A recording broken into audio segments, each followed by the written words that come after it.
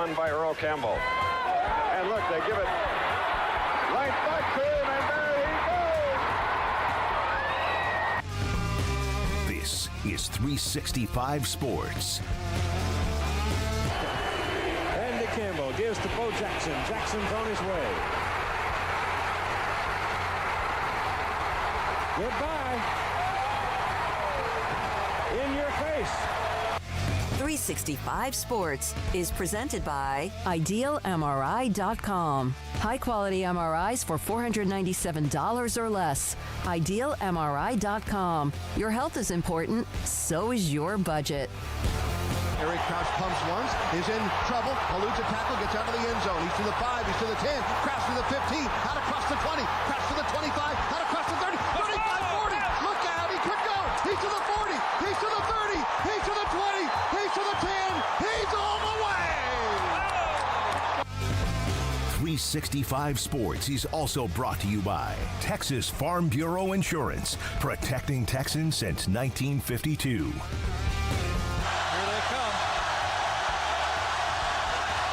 Fourth down. Ward got it to McCorvey, and he's going to score. 365 Sports is turbocharged by Unite Private Networks. Find out more at uniteprivatenetworks.com. Bush steps outside. 35, 40, 45. He's at the 41. Man has a shot. The 20. Cuts back and tripped up at the 5-yard line. And that's Reggie Bush being Reggie Bush. Now here's David Smoak and Paul Catalina. Well, good afternoon. St. Patrick's Day. There's 4 things today that is interesting. One is St. Patrick's Day, and I, of course, being the Irishman that I am, I wore green. That is. Secondly, Craig's not here today. He'll be back tomorrow, and we will broadcast on Wednesday, Thursday live from the Star Big 12 Pro Days in Frisco. That's not. Garrett, can you turn my headset up just a little bit? That is not Kelly green. That's not Irish green. That's more Mexican. It's freaking green. Mexican restaurant. Doesn't green. matter. It's green. It's a I know green it's green tint to it. It's green. I'm just saying that, like, you know, I want to get you a Kelly green shirt to show your Irish heritage. I got a couple of them. But I didn't like the logos. You didn't like the logos? No. I've got some sponsors that might send you one. I've got like 6 or 8. Green's not a big color of mine. It's not. I do look handsome in it today, though. Yeah, I'm not wearing it because you forgot. No, absolutely not. That's exactly what happened. No. I am not Irish. So what? So you drink beer? Hey, yes, but you know what? My feast day is 2 days from now. What, Catholicism? It's Catholicism? It's for Sicilians. Our feast day is March 19th, the Feast of St. Joseph, which is not quite as fun, but still cool. All right, happy St. Patrick's Day. At least some of us are celebrating today. Also, I like it. I'm just saying that. Did you guys realize, although Garrett a little wobbly with the timeline here, that you know what March 18th is? I do not. 2020? That's the day we got fired. Yes. Oh, okay. Yeah, that's the day we got. Yeah, Garrett's is a little wobbly. He's got like 3 or 4 different dates in there. Here's the thing. I'm putting that as one of the top 10 days of my life. No, it is. It really is. Like, I know that it sounds weird to say that. Like, hey, the day I got fired was awesome. Because that day certainly didn't feel awesome when we were in it. But everything that's happened in my life after that has been awesome and happened because of that day. Florida State played in the college football playoff. They did not, but you're dating a woman? I am married to one. Yeah. You know, it'll change your perspective. Yeah. No, a lot. Yeah. So, by the way, Emery and Paul are covering the women's basketball first and second round games in Waco next week with actually the darling of all women's basketball. What's her name? Molly Miller. Yeah. Actually, unfortunately, we cannot on Friday.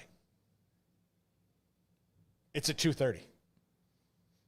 Well, it sounds like I'm missing the show. Sounds like I'm missing the show.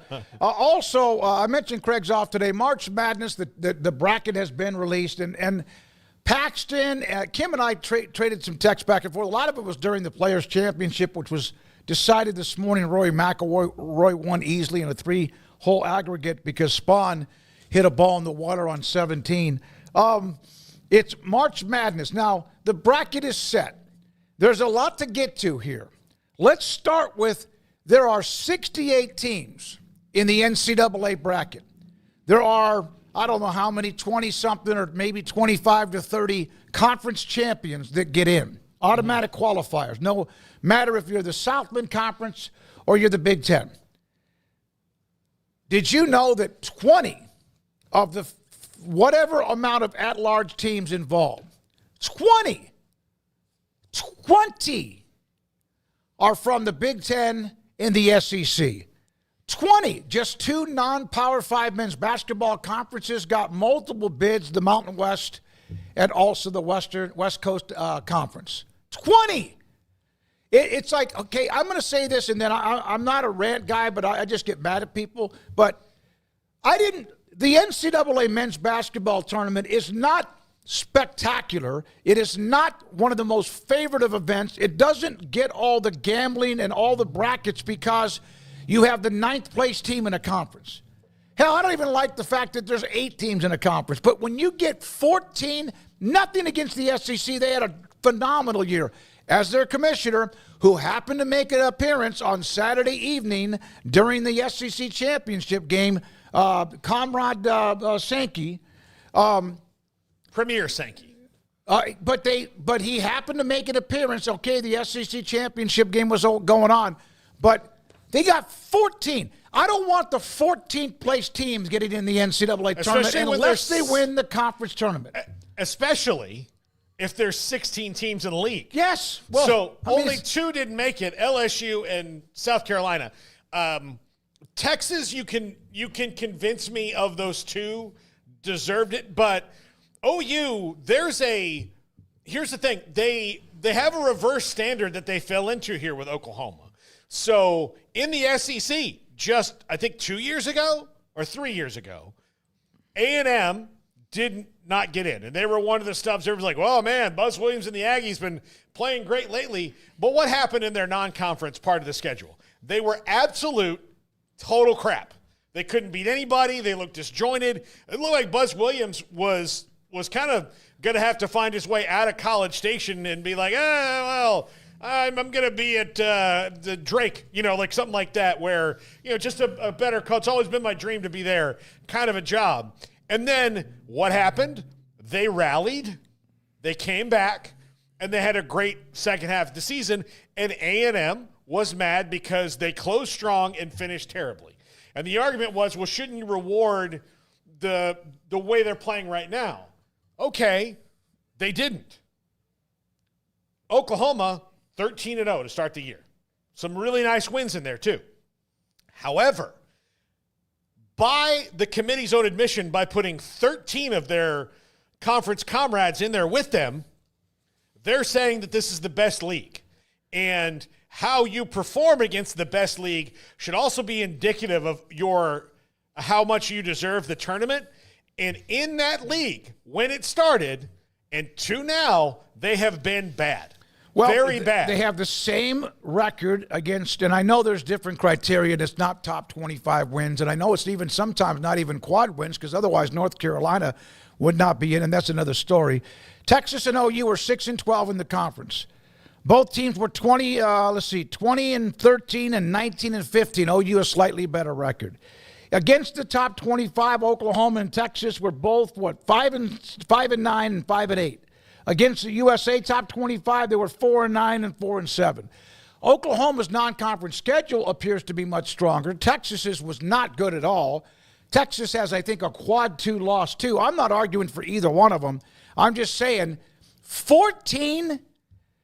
Is this why you watch the NCAA tournament? Now, if you're a Texas and OU fan, hey, great, you're in, and you never know, right? You never know. But I didn't start watching this tournament because the 10th, 11th, 12th, or 13th and 14th place teams in a power conference got in. I don't even remember, was NC State when they stunned I don't know if they were unbeaten, maybe one loss, Phi Slamma Jamma in 1983. They were like 11 seed. There's been a couple of those from a power conference that have made deep runs, but that's not why I watched the tournament. More. West Virginia, they're suing. Is this the state or the university suing the NCAA? This is the state, because right. This is the governor doing it, and this has no chance. But although, by the way, if you actually sue the NCAA, you're probably going to win. Well, I guess it's not dumb in that regard. It's just a waste of their time. It is. Considering that, this, I hate when they do this. This is such low-hanging fruit. He might get a couple of extra votes, though. Well, yeah, I think he might lose some, though, because people are like, hey, that there's not, the roads suck, and you didn't do anything about that. Yeah, that sewage treatment plant that hasn't been fixed exactly. in 20 years. So here's the deal. Suing the NCAA does not put this West Virginia team in the tournament. So what does it solve? It's part of. Now they were way more deserving than North Carolina, and you can make that argument, but again, they're not gonna there's not gonna be a judge that's gonna grant an injunction. It's that a says political move. North Carolina's out, and it's a political move. Whether you like the guy or not, it's a political move. It accomplishes nothing, and he got a little attention. We brought him up, otherwise I wouldn't know who the hell that guy is. Yeah. I got a letter from Robert Thornton, who's a big West Virginia fan. I'll read part of that. When he went rut-roll when he started it out. This will die in the vine. He'll get some attention for 24 hours, if that long. But good for him, Patrick Morrissey, for doing what he did. Now, John Wilner, our good friend, you will never convince me, despite any and all recusal policies where someone whose team is being discussed cannot be in the room, including Cunningham, the AD at North Carolina, that the roll committee chair doesn't have an impact on sentiment in the NCAA or in the room. It's just human nature. We saw it with the college football playoff, with Ward Manuel, Big Ten getting numerous benefits of the doubt. John Wilner with that nugget. I saw those who were disgusted, and Cunningham was recused. It's like, despite Mack Rhodes being the college football playoff chairman now, I don't like it. I love Mac. I mean, he's always been really good with us and access. We've had some hard discussions with him. But when you have some sort of connection, that means you have a bias or there's a conflict of interest. And so this was the one. Paxton lost his mind on me, not on me, but texted me. You guys call him out. Well, there's others we can call out too. Here's the bottom line. I saw someone bring up quality of schedule, not strength of schedule, but quality of losses. They're 1-12. They had 13 chances to win one more, 12 other chances or whatever to win one more game. Yeah, it's a brand name. It's one of the bluest of the blue bloods in college football history, along with Duke and Kentucky and Kansas, etc. That is a brand. West Virginia had no chance. No matter if you think their resume is equal or better, of getting in ahead of Texas, Oklahoma, and North Carolina. Yeah, no, it's... What was their record in the conference, Gary? You remember what West Virginia's record was? Off the top, I do not They're know. 10-10. Yeah, 10 They were 500 in a conference that normally has been among the best conferences in America. Were they as good as the SEC this year? No, but 12. So what they're saying is that 14 teams in the SEC, twice as many made the tournament than the Big 12. Now, the Big 12, maybe they didn't deserve 8 or 9. But the SEC, Paul, is getting twice as many teams in the tournament. 14 compared to the 7 from the Big 12. Yeah, I think it's... And I know you recuse yourself, but you're also there for a few days, and you probably can't help pitching yourself to other drinks, people. Or if they drink, you're having dinner. You're spending somebody some time. said you're bringing in ice cream. And here's the thing. The ACC this year, one of their worst years ever. Absolutely. Listening to Dickie V talk about it was interesting because of course, Dickie V, we could call him right now, and you could say, tell me about St. Bonaventure. I want to know these three Here it is. guys. This is the QB right here. Yeah, the league's got to do a better job of handling NFL and transfer portal and get NIL. stronger. Yeah, NIL and transfer portal. The conference for years was the best. And I'm telling you right now, it has taken a real hit, and that's true. And they have 3 or 4 teams that deserve to make it, and I think they had 5 that got in if you count with North Carolina.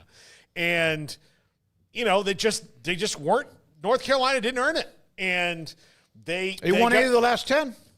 Dean Smith earned it. They won 8 of the last 10. I saw that was – now, I will say this. They won 8 of the last 10, but – who 1-12 against quad one. The ACC, with all due respect, it was always, other than maybe the Big East there for a while, the basketball conference. Sometimes, yes, somebody else would get better. Then you saw the Big 12 get better. Then SEC this year's really good. No one's arguing if they're not good or not. But they had 9 wins against a top 25 team. And maybe almost all of them were against each other in some particular way. It was now North Carolina. All the other metrics was the 1-12 though in quad one. All the other metrics, North Carolina had like a really good strength of schedule or whatever. Now, strength of schedule to me should be something considered, but that doesn't mean you still lose them all. Mm-hmm. Strength of schedule means okay, your schedule was really good because their non-conference schedule, etc. But don't you have to eventually win some damn games? Yeah. Yes. Mm-hmm. Otherwise, why are we playing the conference schedules? Why are we playing the season? What are we doing here? Now, I'll watch it, playing games tomorrow night, Wednesday night, and then, of course, Thursday, Friday, craziness. And then, but I did not start watching the NCAA tournament because of some power school that was 12th or 13th or 9th in their conference. I started watching it because NC State beat Phi Slamma Jamma, because Georgetown stunned defending national champion, Villanova stunned defending national champion Georgetown. I watched it because of George Mason, because of Bryce Drew at, oh my God, I just went blank. Valpo. That's why I watched the NCAA tournament. And that doesn't mean that now they want to go to 76. So you mean to tell me this year a team that was 1-12 against the quad won, 2 teams that were 6 and whatever they were in conference play in the SEC. So what's it going to add to the mix next year if they go to 68? This is the exact the argument we're having right now is exactly why they shouldn't, because when you get past even West Virginia, you have Boise State, who had a great record, but they didn't have a strong schedule. Right? So they're not in. Ohio State, who was 19-15. You have all these teams that were barely deserving of getting into 64. We're going to put them in the 76? No, because those are the teams that the first ones out. We didn't go to the smaller bid or one big leagues and go, okay, Boise State is a great example. They were, 25-10 or something like that? We didn't say, hey, you guys were 25-10, let's put you in. No. So are we going to do that with 76? Probably not, because it'll mean that, South Carolina would get in. West Virginia would definitely get in. Or you start talking about, was Oklahoma State that bad? You're like, they played a tough schedule. Exactly, yeah. So Kyle Visser, the Big 12 or the Big 10 and the Big 12 in the ACC had 15 of their teams get at-large bids. And that's 5 per league on average. Now, some had more than others. The Big 12, by the way, they had 6. The Big 10 had more than that, and then the ACC had 4. The SEC had 13 teams get an at-large bid. I'm not arguing how deep that conference was, because they were. It's almost though what I've said before, all their wins in quad one, a lot of them were against each other, but they had their non-conference record was stupid good. So it's not that we're saying the SEC wasn't a great conference this year. They were. And they might have 3 to 5 teams that could win the whole thing. And as far as I'm concerned, watching Florida the last couple of weeks, my God, they're better than all of them. And Auburn, of course, the number 1 overall seed, had a great run until the end. Now, North Carolina, West Virginia comparison. Quad 1 wins. I'm not sure we got a couple of these, don't we, Garrett? North Carolina and West Virginia. West Virginia misses had wins on the road. On the road against Kansas at Allen Fieldhouse. Now, that wasn't your great Kansas team, but still Kansas is a team that was never out of the tournament. Beat Iowa State, who's like a 3 seed, and had neutral wins against Gonzaga and Arizona. North Carolina had one win against anybody that is in the tournament other than themselves, and that was winning and beating UCLA. There's I think one more, Garrett, am I not? It's Tucker DeVries one. Tucker DeVries. So there was a little bit of a note about, they were 13-10 without Tucker DeVries.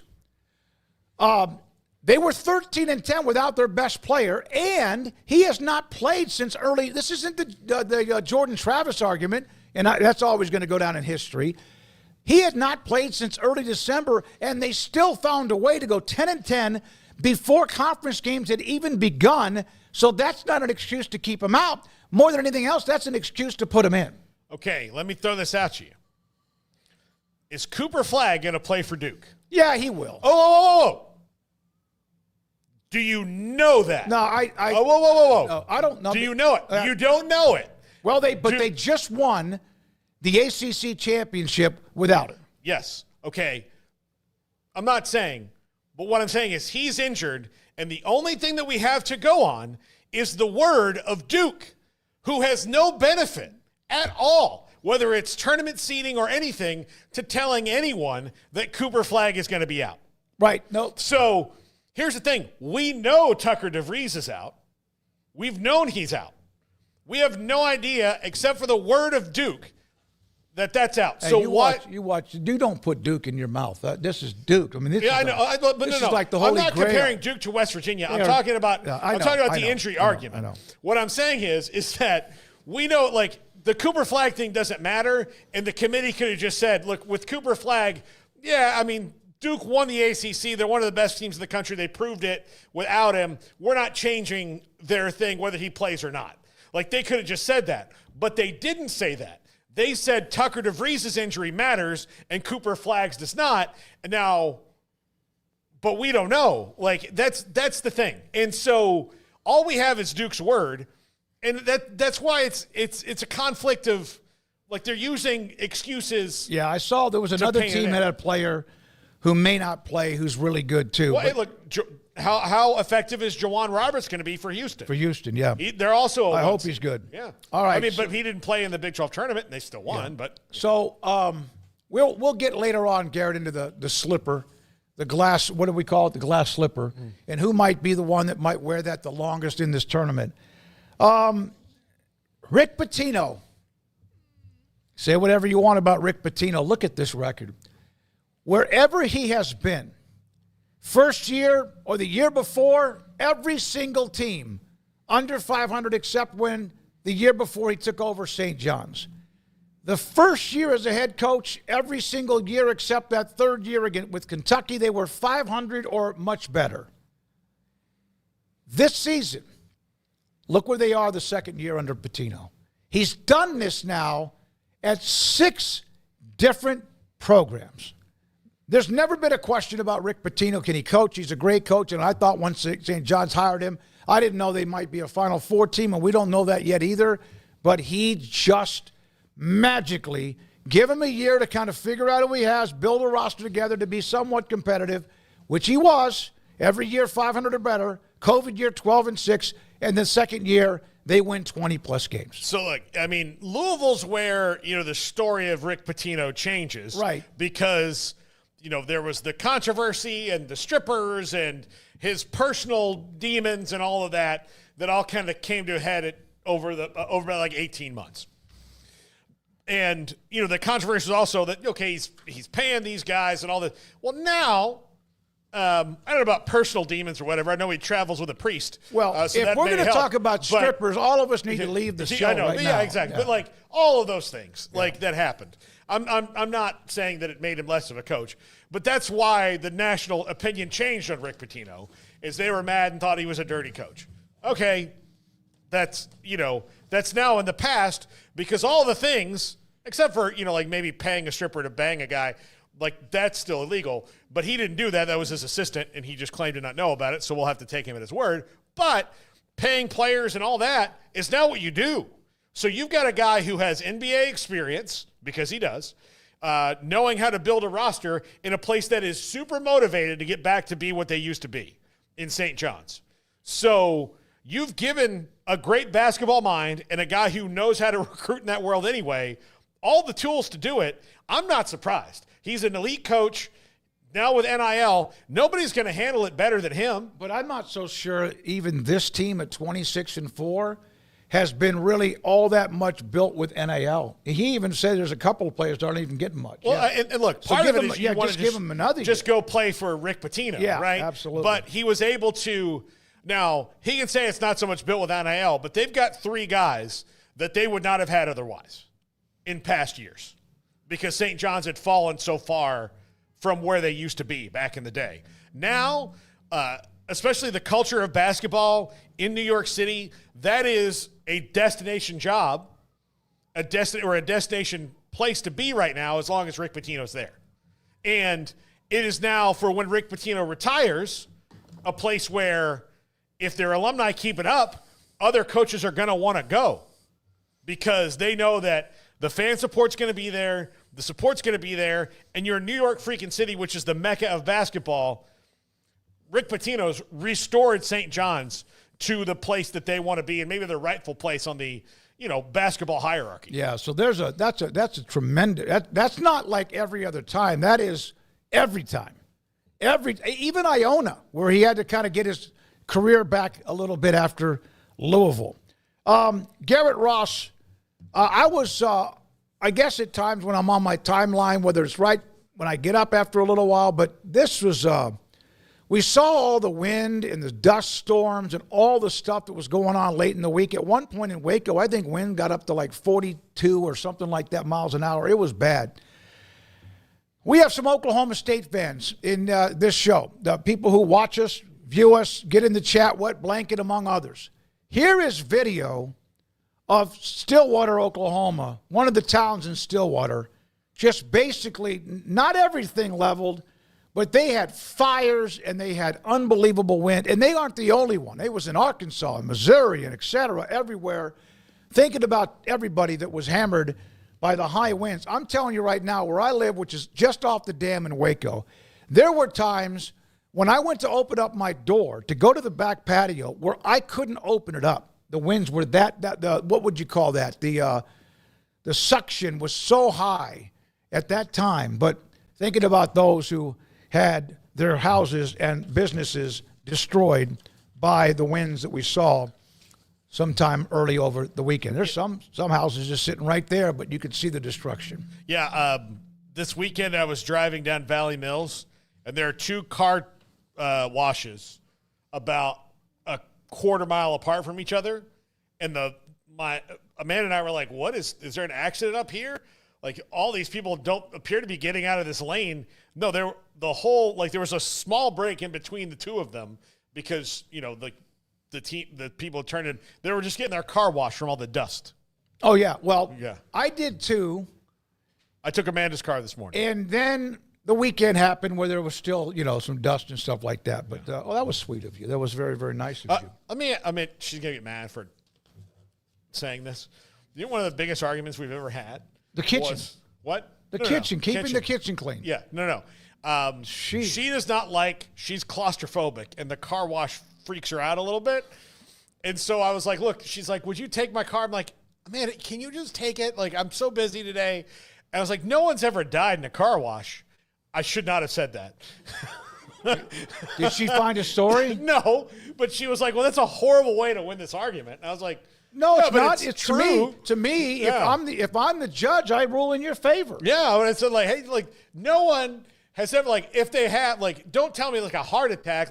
I'm sure that you find someone a guy's driving through has a heart attack or an aneurysm and died in a car wash, and then they roll out and they're like, "Oh, dear God." That could happen anytime. But that could happen. You could be in any place.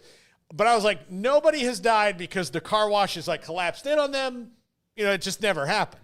Mike in Ohio, we had 50-plus mile-per-hour winds up in Ohio. Yeah, I saw some of the video. Waco was from Daniel. Waco has about 100 or so car washes and 300 convenience stores and 40,000 churches, too. I mean, those are the three things. We do not have many full-service car washes anymore, though. No, not the ones that detail it. Yeah. No, that's gone the way of the dodo. Bobby in Myrtle Beach, he's a West Virginia fan. Rutrow, the governor of West Virginia, now involved with the snub. Unless I have headlines wrong, West Virginia did not get the invite even from the NIT. I don't know. I don't want to talk out of turn. I bet they turned that down. Well, there's that Big 12 tournament, the Crown tournament. Yeah. And Yormark is the one, of course, who's been a little bit a part of that one. They're not going to that one either. Yeah. I think they're just – and then I saw where they had a freshman, enter the portal. So he's in the portal. Well, would you rather start going to work on the portal right now or play the NIT? The NIT can help a team get extra games, up to 6 of them, and maybe gain a little bit even though it's not the NCAA tournament. Remember what Scott Drew and Baylor? They had a couple of teams that were pretty good, and then they went to New York and they won the thing. Remember that? And like in the next few years after that, you started to see them climb that ladder with the experience more than anything else. West Virginia not getting in because DeVries, Bobby's basically repeating what we've already said, but West Virginia fans. I did reach out to our good friend S. Michael DeHart, who are always thinking about S. Michael DeHart because he's got that infection that he's dealing with, but he was frustrated, so I hated that as well. In your opinion, here's from Chris Cobb. Come on, West Virginia got screwed. They should have been in the tournament. Yeah, should have been. Somebody else brought this up, and I'm not so sure who said this, but they said, come on now, Duke is so much better than West Virginia. Those words never came out of our mouth. No. I was just saying that, we're using different injury things to apply Cooper Flag compared to DeVries. So they know that Tucker DeVries is out, and they use that as an excuse.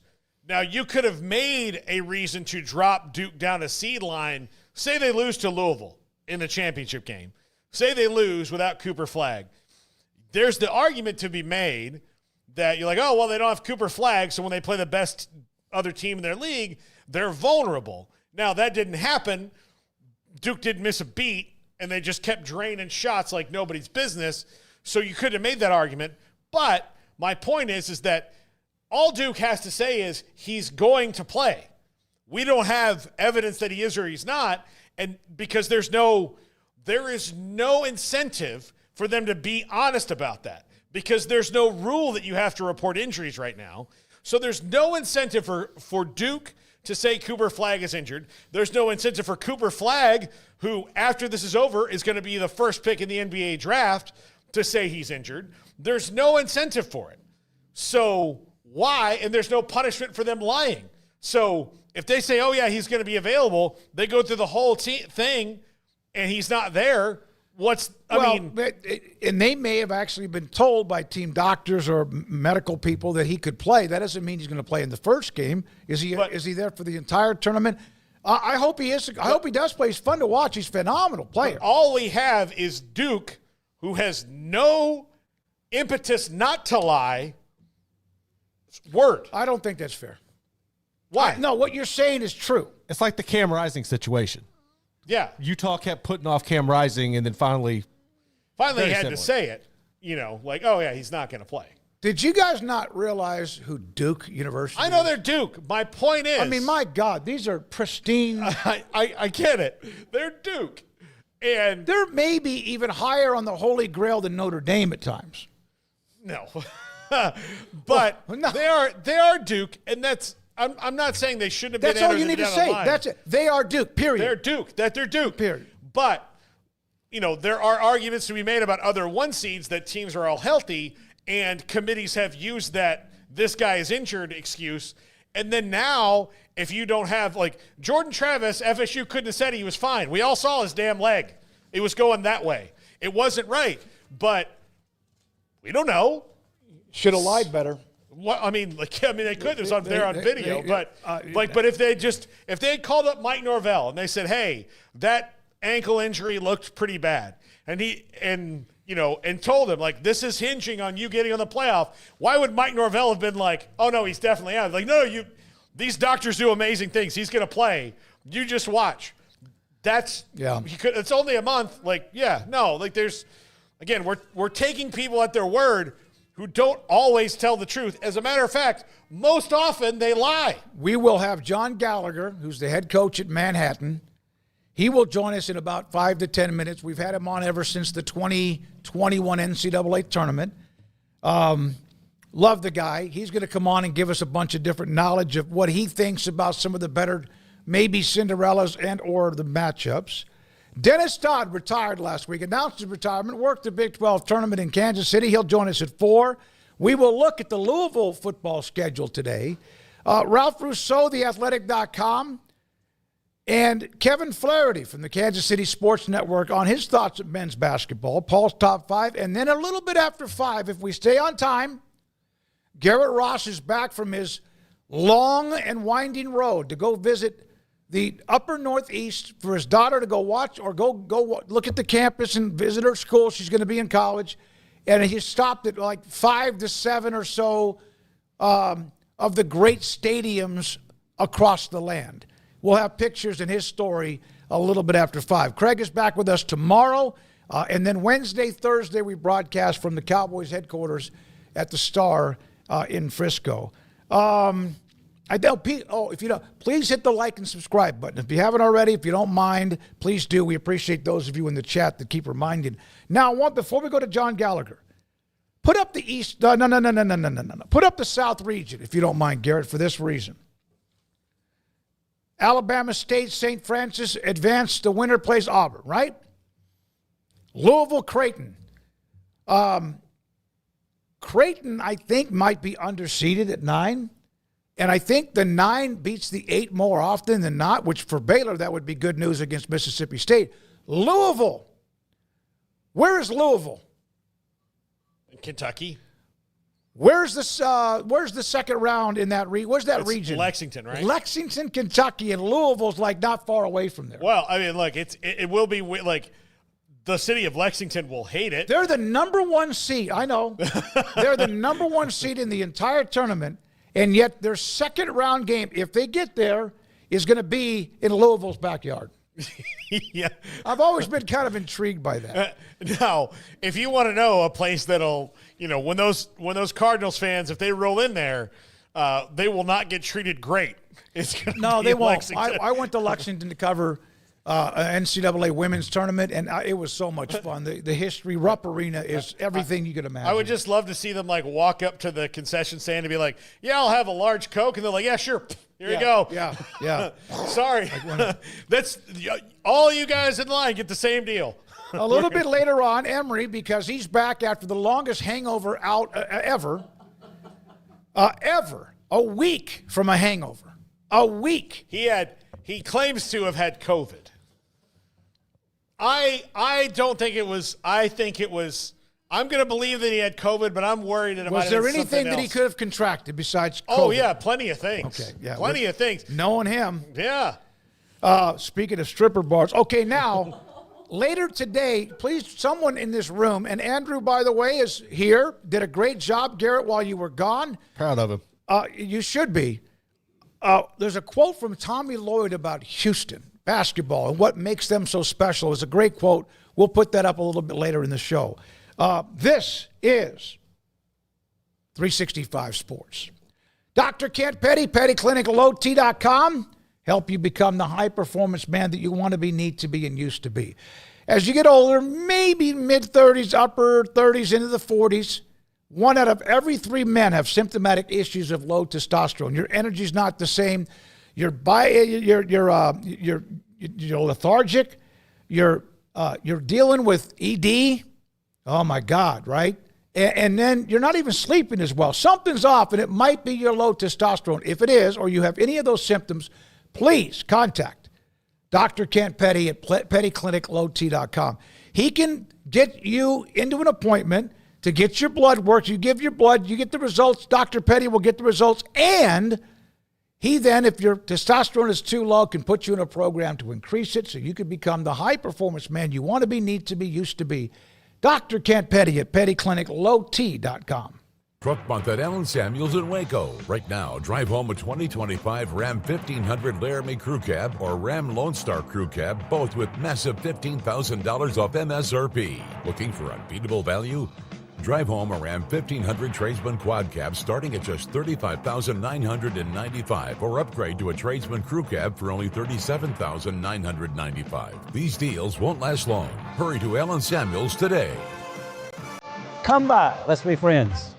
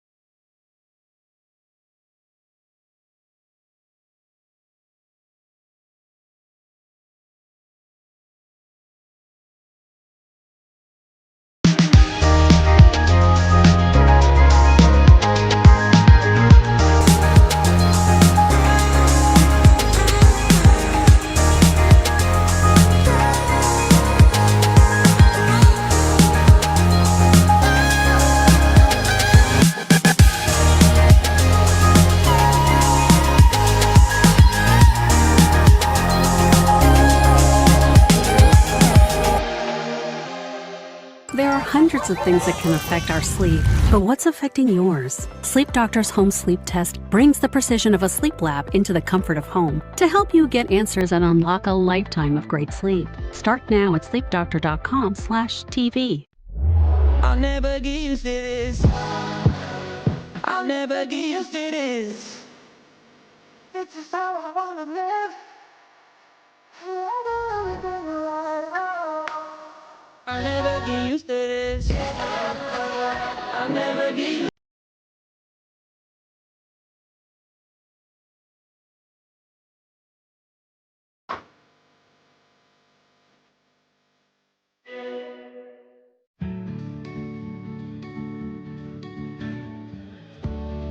Whatever it is you wrangle, whatever seeds you sow, no matter what you nurture or what you choose to grow, at Texas Farm Bureau Insurance, we're proud to protect all Texans.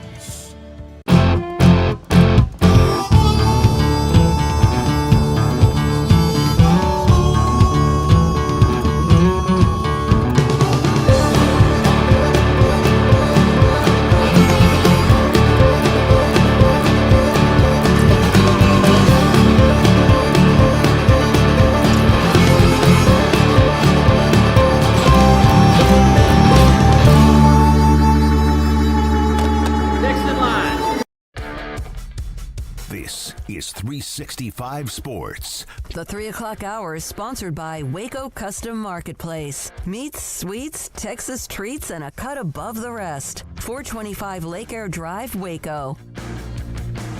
All right, so the Big 12 teams, there are 7.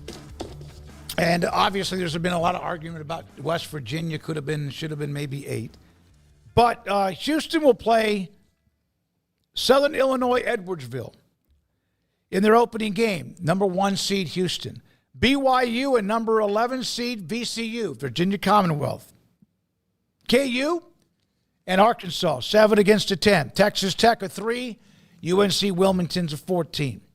Those are the games on Thursday. On Friday, early game, Mississippi State, Bulldogs against Baylor, 11:15 in Raleigh, North Carolina. I visited there. Is that where I went when the women were on their way to winning the national title in 19? I think, I spent 2 or 3 days there. That's a nice place. Iowa State and Lipscomb also will be a game on Friday. That game just after noon. And then Arizona and Akron. That game is in Seattle in the early evening on Friday. So those are the 7 teams. The Big 12 has a 1 seed, 2 3 seeds, a 4, a 6, a 7, and a 9. Those are the seeds. Kansas. Houston. Excuse me, I didn't mean to say that. Houston.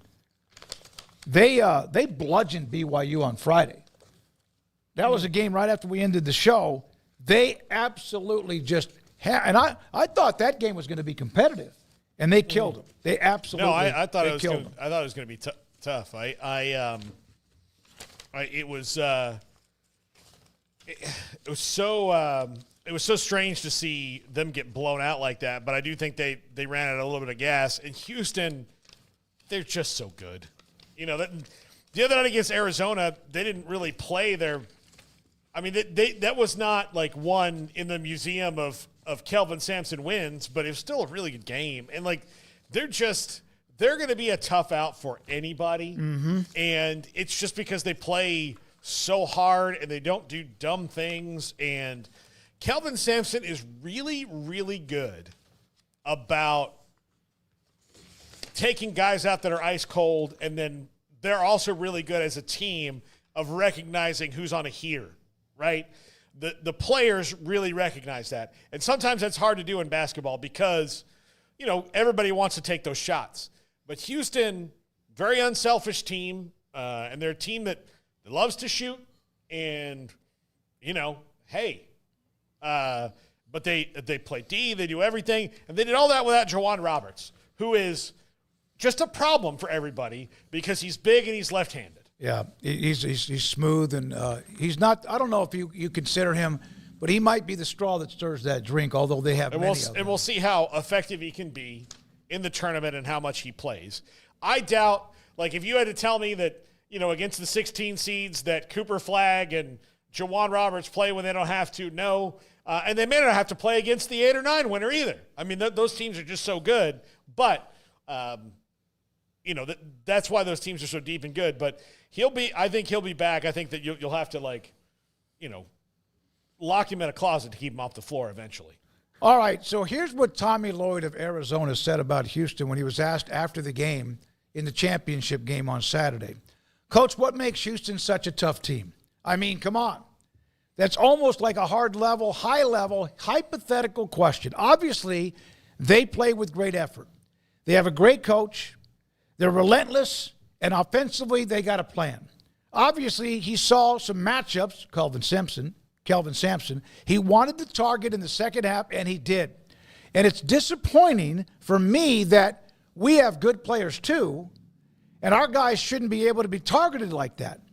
So individually, we've got to answer the challenge. I don't know what else I can do. I guess I can go to zone. I can go do that, but like, you've got to own the but you got to like and own the challenge. They're literally isolating you, targeting you, and it's obvious they're doing it to step up and get it done. In other words, Houston saw matchups. He was talking about Kelvin Sampson. They saw these are guys we can go after, and they did, like a wide receiver against a corner, or maybe a pass rusher against a certain tackle. But they pinpointed, okay, this is who we're going to go after, and they did. And that was Tommy Lloyd on Kelvin Sampson and a number 1 seed and 2-time Big 12 champion Houston. Individually, you've got to answer the challenge. So that's something his team has to deal with for the rest of the next time until possibly they play again. We're now joined by – nope. He just went off. He's coming. Here he goes. All right, Here we go, Coach. All right. Guys, I had a problem with my internet. You know, I had to get the internet going here. What's going on? I thought you were landing some NIL 5-star, 6'20" center. You know, guys, we're close.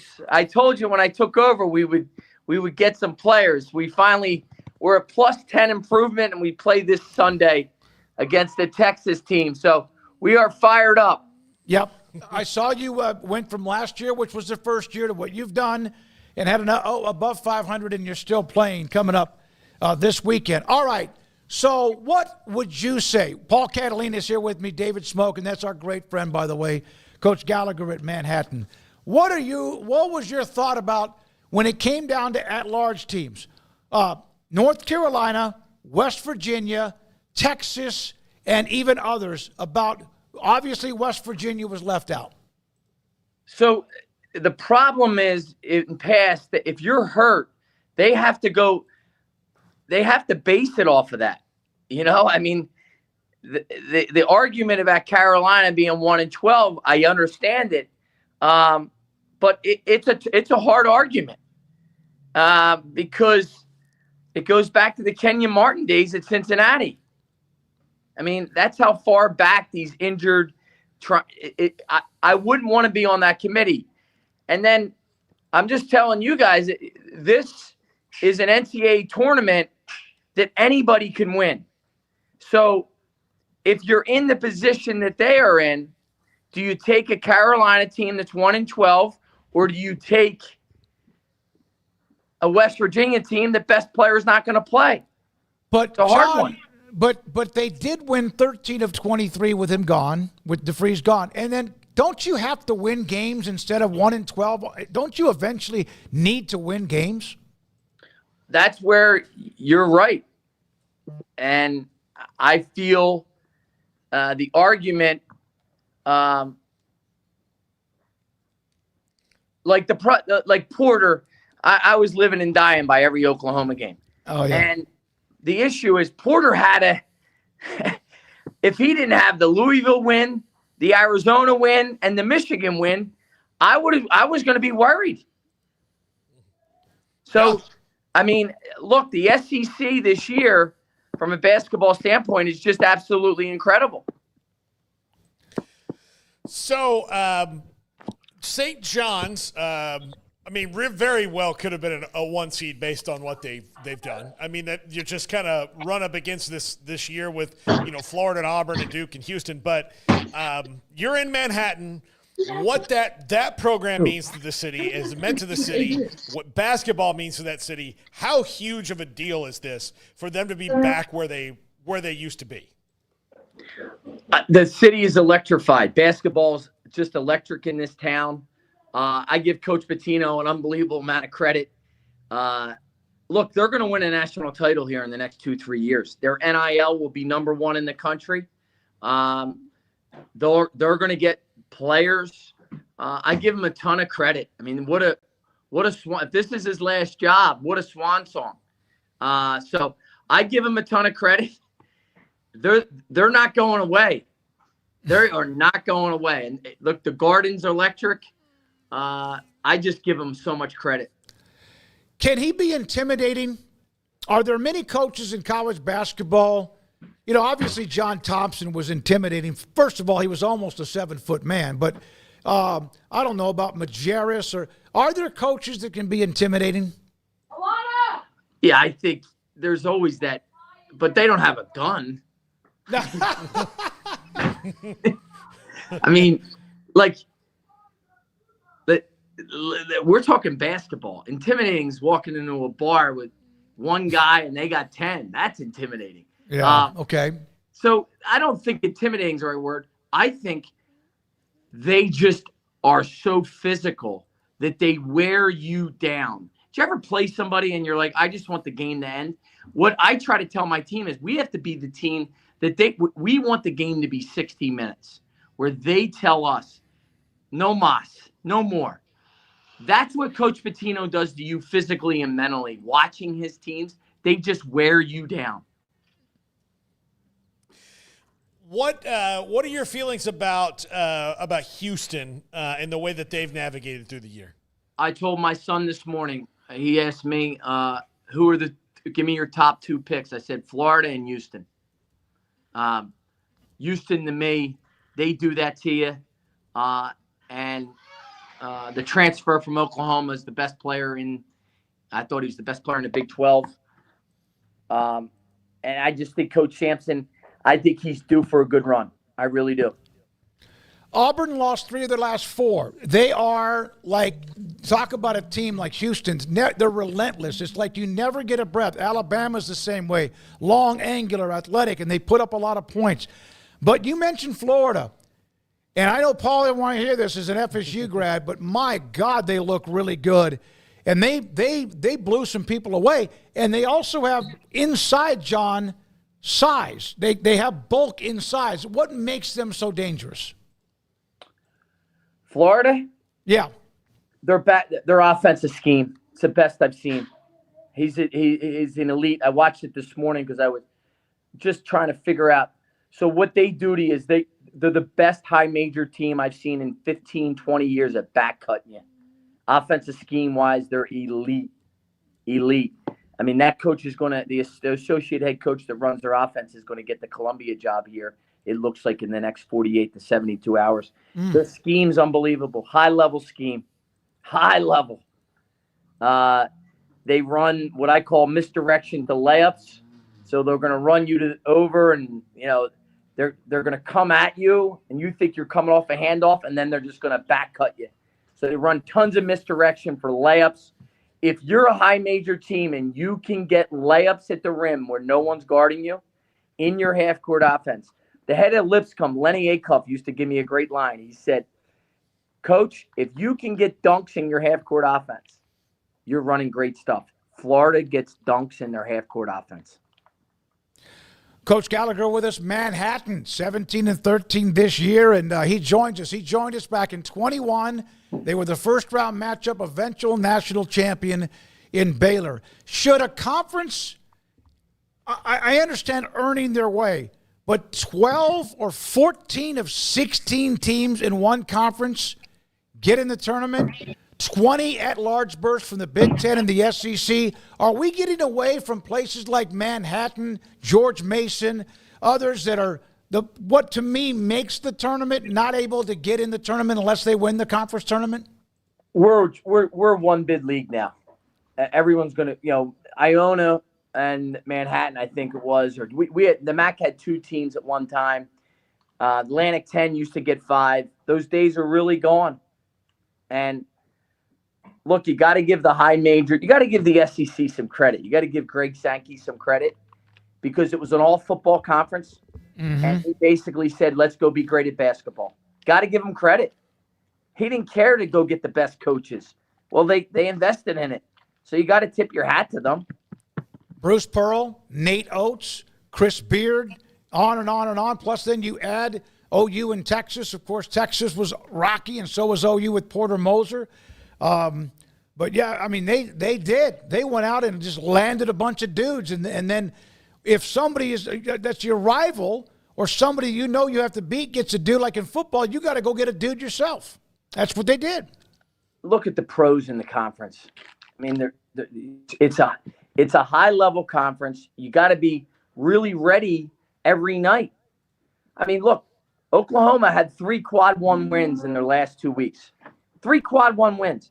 I don't know if there's conferences that have the quad 1 opportunities. Does that I mean, obviously, that means you've got to schedule harder, so that you can front load before you get to the conference.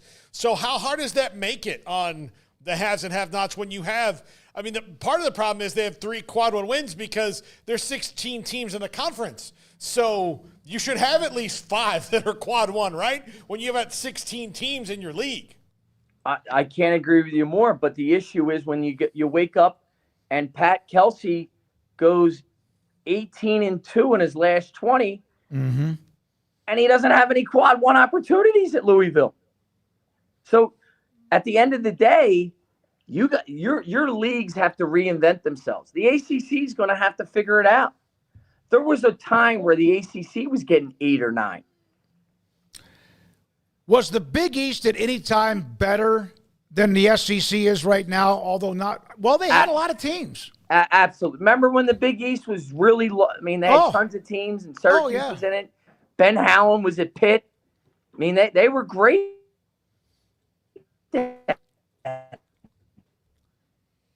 John Gallagher, the head coach at Manhattan. They have Incarnate Word coming up, and I think we just lost. No, did we lose him? I think it froze up a little bit. There you go. You're playing Incarnate Word. Now, I want to get maybe 1 or 2 more questions. We appreciate it, John. Playing in this game against Incarnate Word, being able to play another game and maybe multiple games, how valuable is it for your program, especially in year 2 as you try to build? Well, as you guys know, I walked into a burning building when I first got here. So. Yeah. Now, guess what? I'm like, the alums and me are best friends. So it's been a great 2-year run. I love it here. I'm going to stay here. I'm not looking to leave. You know, there were rumors out. I'm staying here. I love it here. But to play in the postseason, to like High Point last year was in the finals of this. Yep. There was like three or four teams that really propelled themselves forward after this. We have to be a team. Like I printed out already the first round sites for next year. And when we get down to practice in Florida, I'm going to hand everybody the sheet of where the first round is. I'm going to say, look, the season for next year starts now. And it also gives me a chance for guys thinking about going in for the NIL, to them to understand what this culture means, sort of what we did at Hartford, what we do here. And that's where you got to retain guys. We have to retain 4 or 5 guys, which we will do. But our new season starts now, and that's how I'm looking at it. Was there somebody in particular, because when you were hired, there were some people had their panties in a wad because they wanted this or that, and you did what you're going to do. You're going to win eventually. Was there somebody in particular that when they turned the corner with you or how they thought about you that you knew that things were going to get a lot better? Or was it just you went out there with hard work, got your hands dirty, and started winning games? Last year, when I called the CEO of American Express, who's the chairman of our board, and I said, I need your help. He says, I got your back. Oh. And the band, the train started moving. I'll be frank with you. The train, and there was 2 guys, Steve Squeary, who's the CEO of American Express, and Pat Boyle and Freddie Morrow. You can name the guys. And our GM really got involved, Brendan O'Brien. And look, at the end of the day, there's so much energy around the program. And you just got to make it happen. I mean, you got to look, everyone's like, oh, where are you going to be next year? How are we going to be today? Let's go win today. And that's sort of how we got to take every day like it's our last. John Gallagher, Manhattan basketball coach, with us on 365 Sports. Paul? Coach, I just got to ask you, and this is really neither here nor there, but you are a Philly guy who's now had to move to New York, which is, I know difficult. Culturally, it's 2 different cities completely. It's not a long train ride if you want to go get a cheesesteak, right? You know what's funny? New York and Philly are the same. It's just one roots for the Giants, and the other roots for the Eagles. Hey, real quickly, I'm going to say a team in the Big 12. I know you got to go because you're doing just scouting and all that. I can see the marker in your hand. That's it. We mentioned Houston, how relentless and what Kelvin. Did you ever coach against him at all, at any time at all in your career? When he was at Oklahoma, I was at LaSalle. Rasul Butler, he's become a good friend. When I got the Manhattan job, I saw him in the lobby, and he gave me some great words of encouragement. He's one of my favorite coaches of all time. They are relentless. So I love them. Oh, God. I absolutely love his teams. Arizona, Tommy Lloyd, pretty good. Love him. Did not win that game, but he's a young coach who I just got a feeling one day he's going to cut down the nets. I think he'll win it in the next 5 years. Okay. KU, most losses in the time that Bill Self has been at Kansas this year. They were just erratic, John. They're going to be great next year. They're going to get rid of that big fella that's been in college for 20 years. Look, at the end of the day, Bill Self's an amazing coach. They're going to win a ton of games next year. I don't know about this year. Dickinson's a good player, but when you have, I think that we need to get past a point where there's 6th-year guys, right? We got to end it. Yeah. Listen, I've had them. Everyone's had them. Let's just move on from them. It bogs down college sports in general. All right. Iowa State, explosive, but they've had to deal with injuries. You talked about that earlier.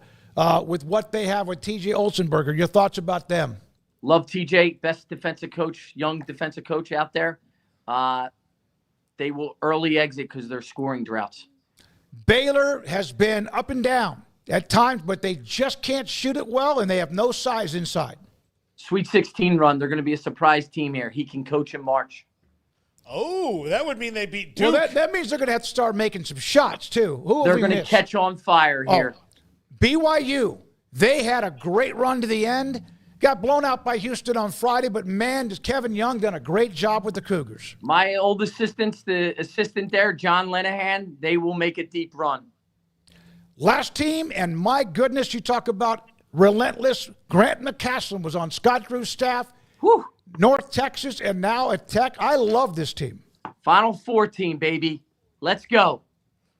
All right. Oh, my God. We're going to start getting some donation money from Lubbock, Texas after that one. Well, I think we already do with Kim. Maybe Scottsdale, Arizona, where Kim. Hey, John, thank you very much. We always appreciate it. And I notice you're wearing green. You notice I'm wearing green. Paul's wearing like strawberry. I'm Italian, John. Come on, man. The Irish. Yeah, I know. Hey, we love you. Thanks for your time. We'll try to have you on if we can, but I hope that means you're keeping on winning, too. Good luck, John, this weekend, and have a great day.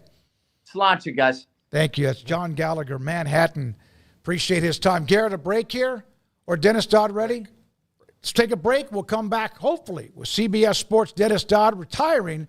Been one of our go-to guys ever since we started this podcast, and even before that. This is 365 Sports. The Baylor Club, Fridays, steak and lobster. Saturdays, filet mignon. Prime rib. Unbelievable desserts, too.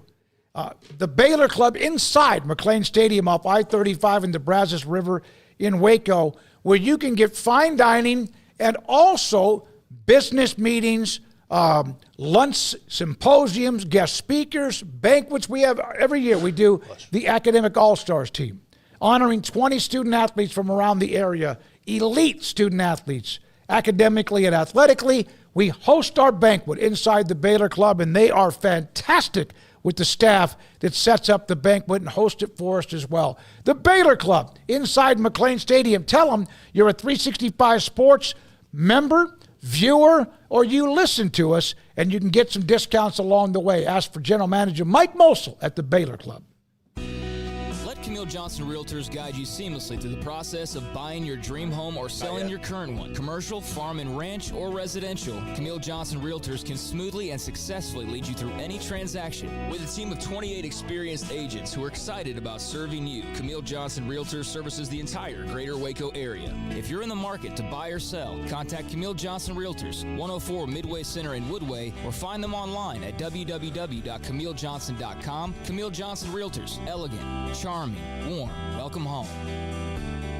Pizza, burgers, and Bears football. There's no place around Waco that serves them all other than Bubba's 33. Come show your green and gold and enjoy some of Waco's best food and beverages while watching your favorite team, the Bears. When real Bears fans get hungry, Bubba's 33 is the number one spot for ice-cold drinks, hand-stretched, stone-baked pizzas, and bacon-infused burgers. Join us for indoor or patio dining. Bubba's 33, Waco's restaurant and proud supporter of Baylor Bears football. Sick 'em, Bears.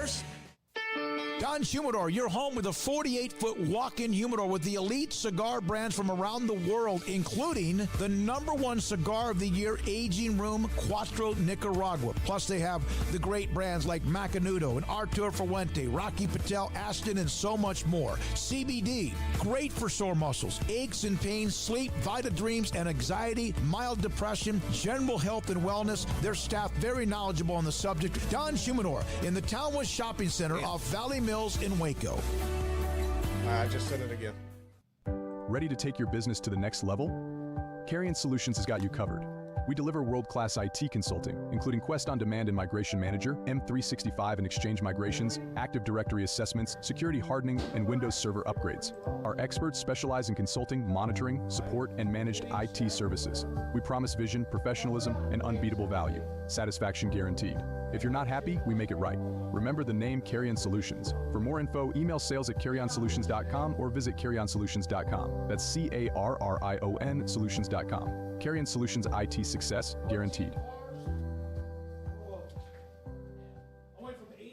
And Ideal MRI, we feel blessed to be part of the Waco community. We're a small family business here in Central Texas. At times like this, the cost of healthcare has never been more important. And unfortunately, significant illnesses and injuries still occur. And that's why Ideal MRI is open and here to serve you through this difficult time. So if you need an MRI, ask your doctor about Ideal MRI. You can schedule online in minutes at idealmri.com or call 833-IDEAL-MRI.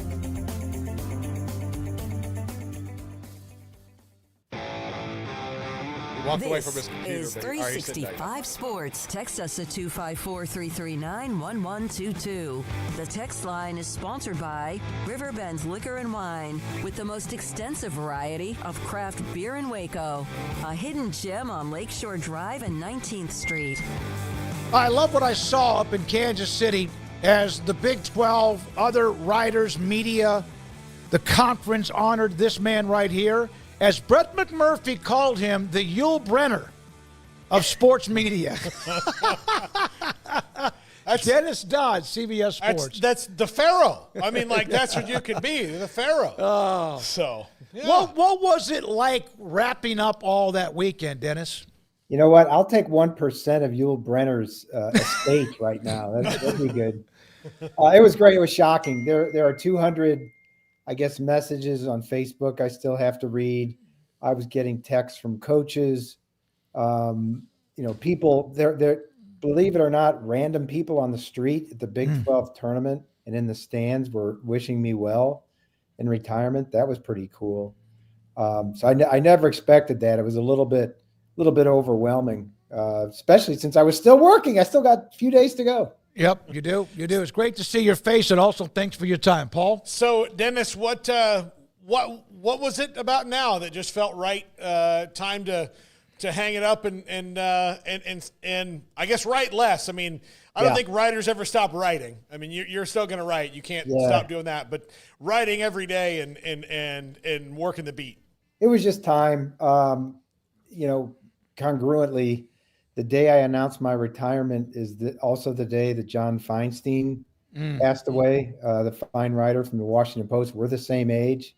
So it kind of hit home right then that, you better get busy out there living and being with the family and wife more, and enjoying life. I mean, I think I've done most everything I've wanted to do. Every time I start feeling maudlin or having withdrawal symptoms, I think about, being in a press box at midnight, trying to come up with a lead, trying to hit a deadline and getting up early the next day to catch a flight. So I won't miss it that much. I'll miss the people. It's the people. It's you guys. It's everybody, my friends and colleagues that I'll really miss. What was the first thing you ever covered? Do you remember? I do. I was at the Sherman Democrat in Texas. Sherman, wow. Texas. Yeah. And it was a two-man staff, and my beat was Austin College. Now, Austin College is a pretty significant football program. I think it's Division III now. Back then it was NAIA, and they were nationally ranked. Bill Snyder went to Austin College, believe it or not. There's some other people in there, and I covered them. And I'm pretty sure it was non-scholarship, so it wasn't big time at all compared to other stuff. But I thought it was like covering the Dallas Cowboys. In 1981, they were 11-1-1 and won the championship. Yep. And that was the 80 season. I think they went to the play. I can't remember, but it was something. Larry Kramer, he's an old Nebraska lineman, was the head coach. He's passed away now. And I remember him telling me, you have to go through me for interviews. Well, they didn't teach us that in journalism, that you had to go through the head coach for interviews. So I kind of railed on that. Dennis, you reported on something last week that is going on in all the conferences where the Big 12 talked about it, and that's the football play-in tournament. And every time it comes up, I have the same question.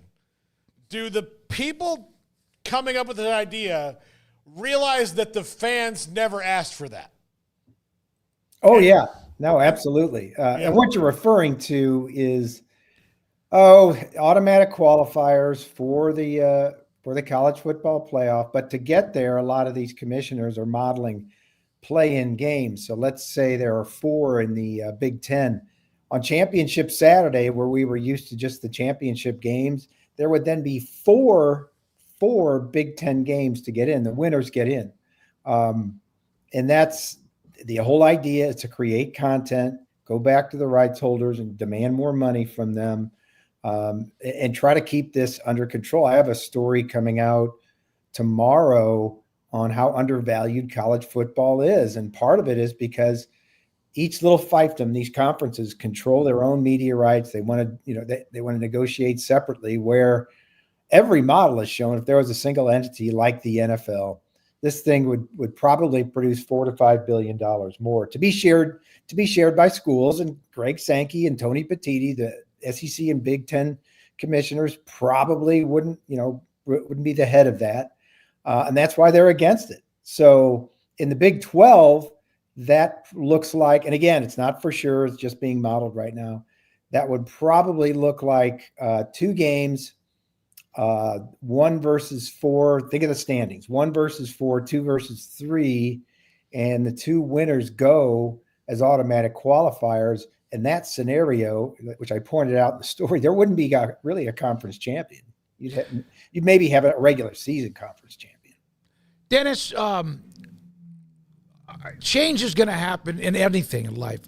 Is it as fun to cover the games now with so much legal issues and all that as it was even, 10 years ago or whatever? Yeah, Smokey, it always comes around to Saturdays.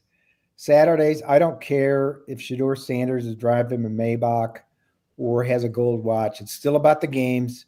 The people in the stands, 99% of them don't care what they make on Saturdays. So in that sense, it's the same. The other stuff, it just seems like it never ends. It's not conference realignment. It's lawsuits and the House settlement. And I'm not going to say it drove me out of the business, but I won't miss it.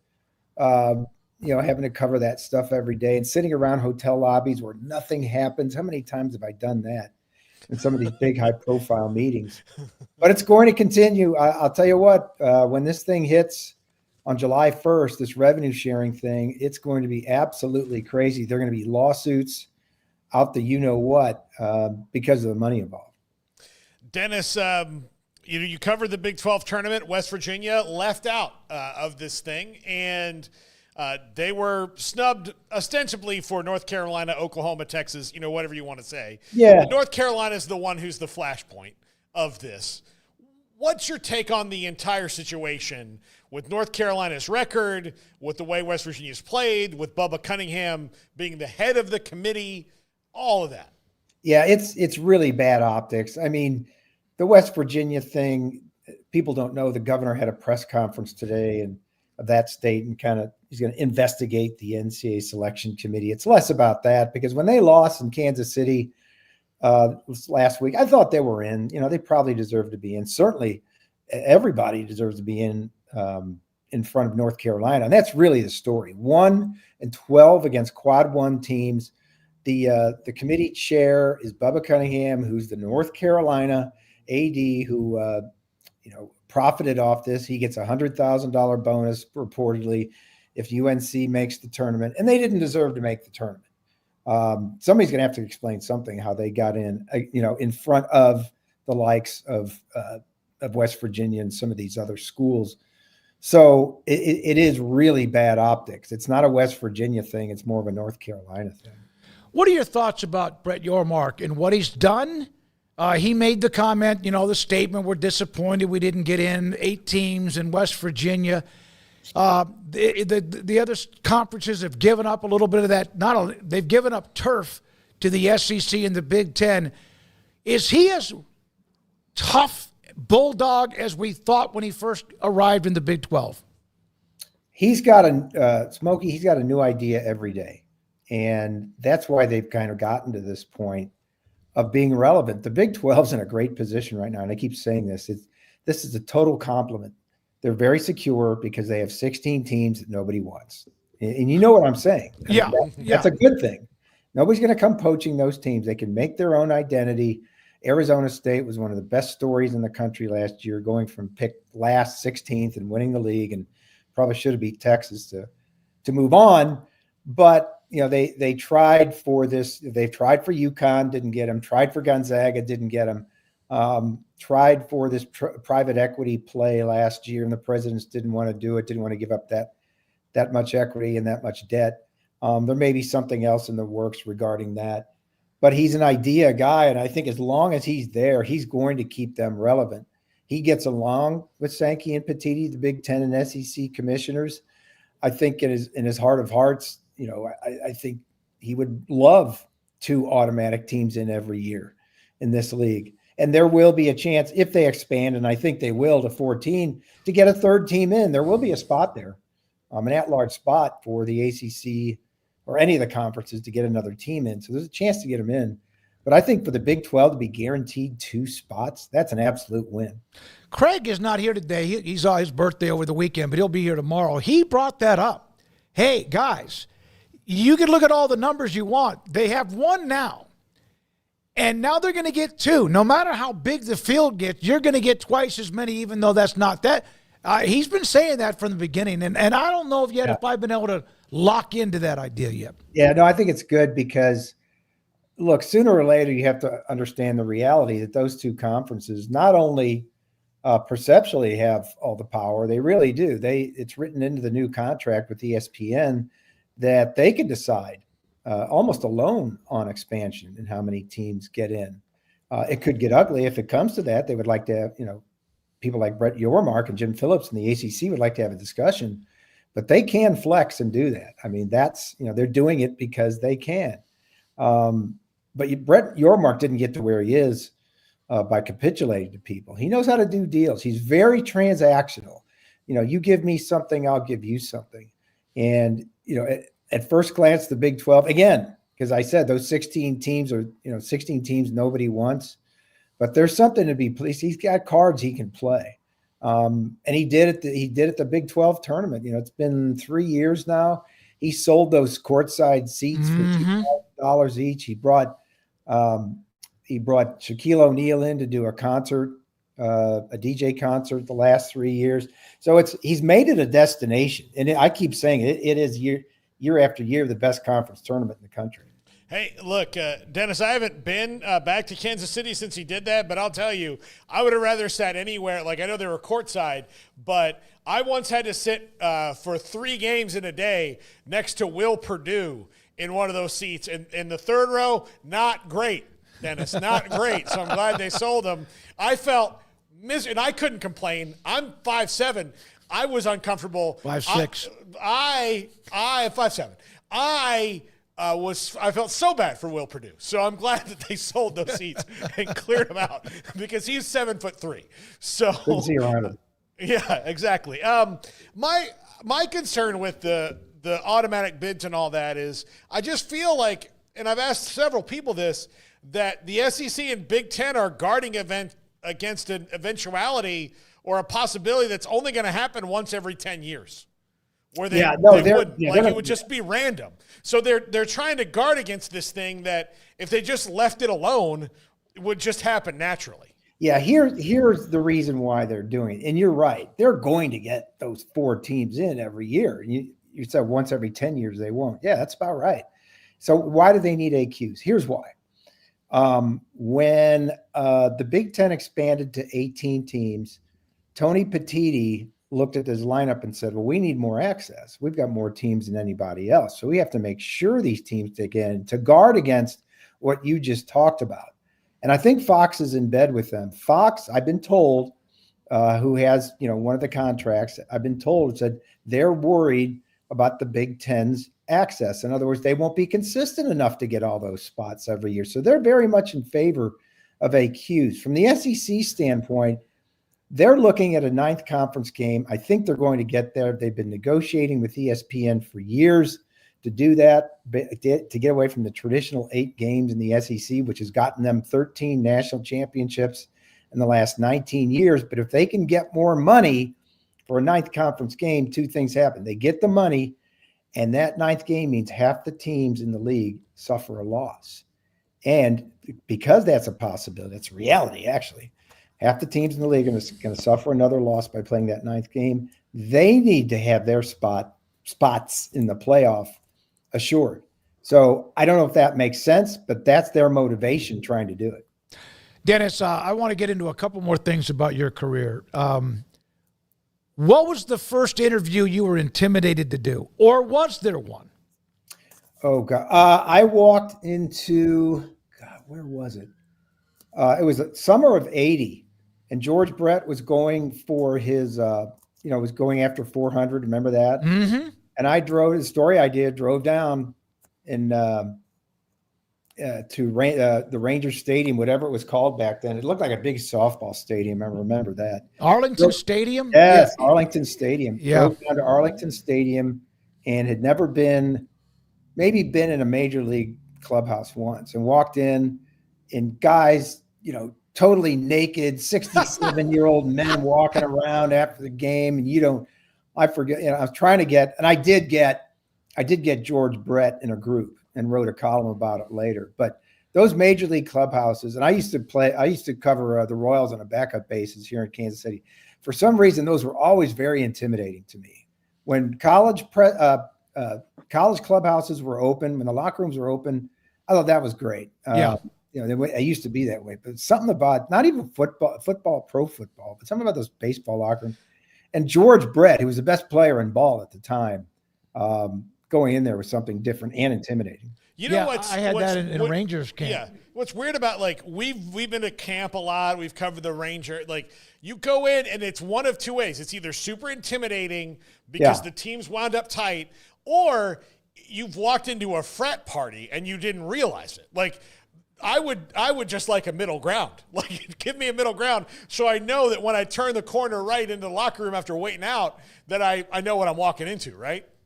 Well, yeah, in answer to your question, I just thought of my most intimidating moment. In '84, in the Royals clubhouse, I don't know if you guys remember this, there was this giant cocaine scandal, and in baseball, and it had snared a lot of the Royals. Willie Wilson, I think, was one of them. And we, the media, when they opened the locker room, had to walk in there, and that's all anybody did not want to talk about. They all had their heads down. They were almost waiting for you to say something so they could snap back. But, eventually people started talking about it, against the advice of their lawyers probably. But I'll never forget that scene. It was like walking into a funeral, because these guys didn't know if they were going to be in the lineup the next day or in jail. Yeah, no, I've always thought baseball clubhouses, it was different. I think baseball players different. very also, different. The fact that they were doing cocaine probably made it so much more intimidating, knowing that, like, if you've got one of them, they weren't going to stop talking. Yeah, no. Exactly. Dennis, you pretty much have covered everything, right? Have you covered every possible major sport event? Not the World Series. As a fan, been to a bunch of, like, 4 or 5 World Series, but have covered baseball, NFL, obviously college basketball, football. One of the most rewarding things, guys, was last year about this time, where I didn't go to the first round. I went to Iowa and spent like 5 days doing the Caitlin Clark story. And it was so different and so pure and so genuine. It was, there wasn't this money thing hanging around. This community had just fallen in love with her. And she's a legit player. You guys know that. You've probably seen her. And I had a new appreciation for the women's game, because it had gotten a lot better since I started, last looked and didn't care.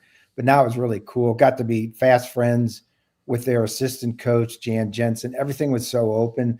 Real quick, during the season, Caitlin Clark she was handled by a big marketing firm, I think Endeavor, and you had to go through them to even talk to her. I said, well, during the NCAA tournament, locker rooms are open, that you have to have access. So that was a good time to go. So I think I wrote every day. That was really fun.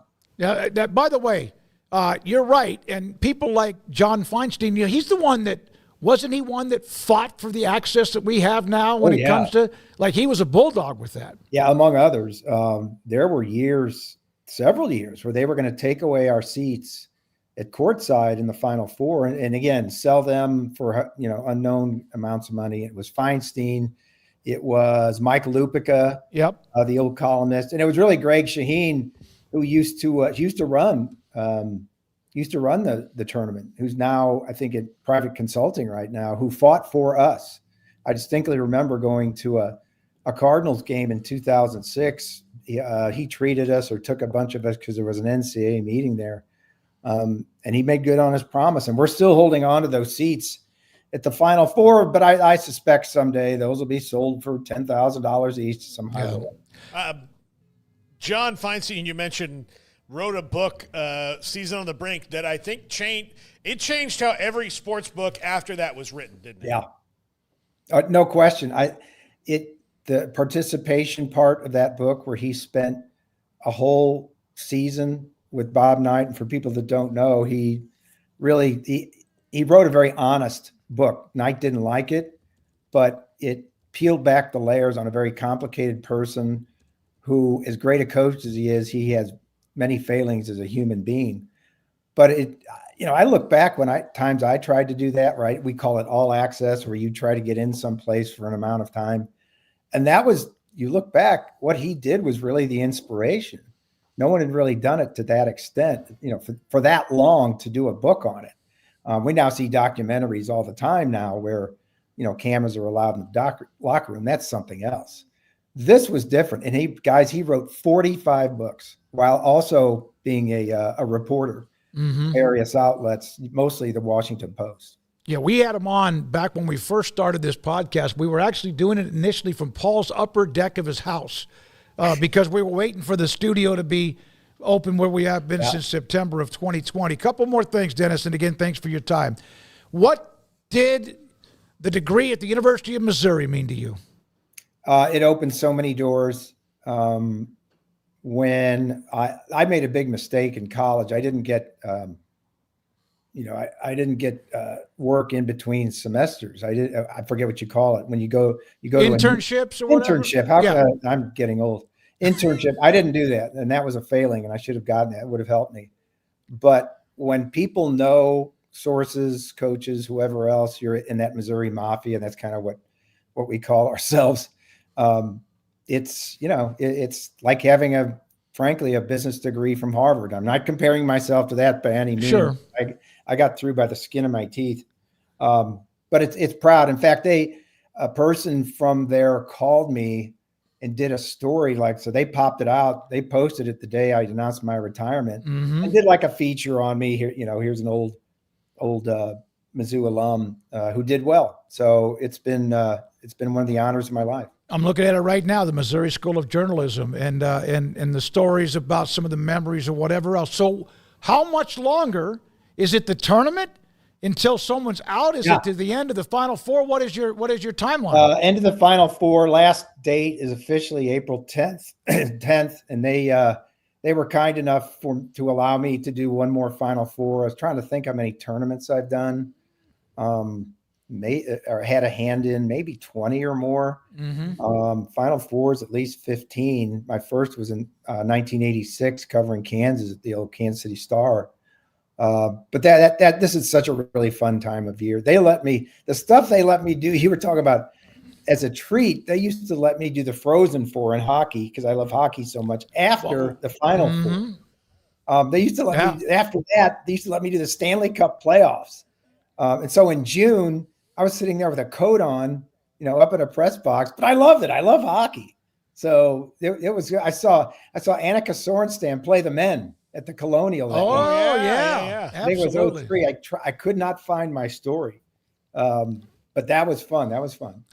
Dennis, you're almost exact same age. I turned 66 in May. I think 45 years in the business for you. I'm approaching that myself. Yeah. We've had you on a bunch during the Big 12 up and down roller coaster. Are they going to survive and realignment? You've always been a go-to to us. We appreciate your time. Congratulations, and smell the roses and enjoy whatever else you're going to cover, and hope to one day still see you down the road.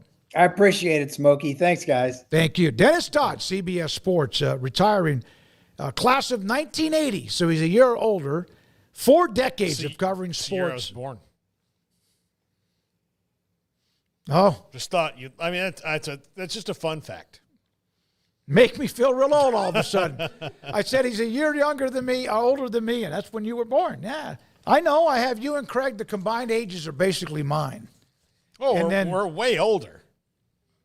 I'm about to be 45. Yeah, you guys are now a mid-85. We're 86. Yeah, we're 86 years old between the two of us. Well, 86, he brought up 86 when he covered a KU basketball.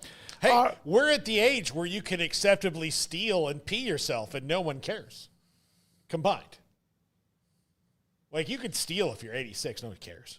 Steal? Yeah, you can, like, walk out of a place with, a candy it's like bar. a pregnant woman. Yeah, you're not going to. Yeah, no one gets, I forgot. No one gets treated better than a woman who's pregnant when actually showing. Yeah, And good. so if you're old, you can steal and then pee on yourself. Yeah, I mean, it's just like. Well, imagine that, and then have your prostate taken out, like mine did. This is just nobody's gonna like. Oh, come on, Gramps, let's go. So I want to get to one comment. We're going to go to Ralph Russo in the next segment. So we had John Gallagher on, and he mentioned DeVries, the injury, right, of the West Virginia player. And how that could have come into play, and talking about Cooper Flagg, and not Duke, but others.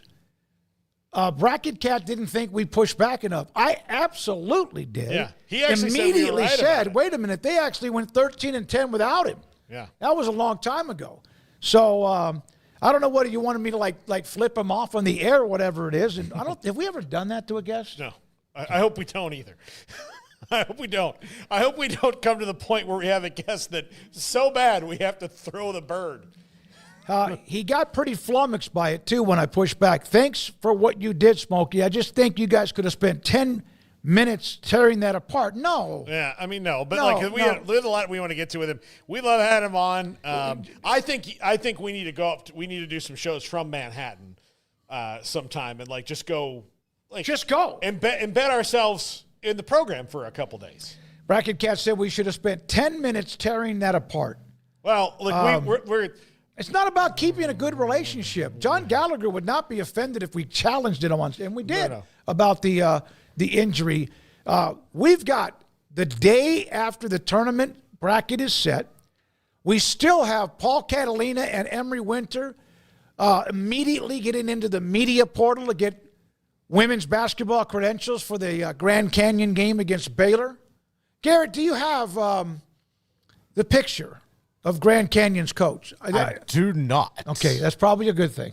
Yeah. Probably so. No, and look, Molly Miller is her name. I sent a text last night. She was reportedly a finalist for this job. I don't know if she ever was. I mean, there were people that said she was. wanted her to be a finalist. No, I threw her out.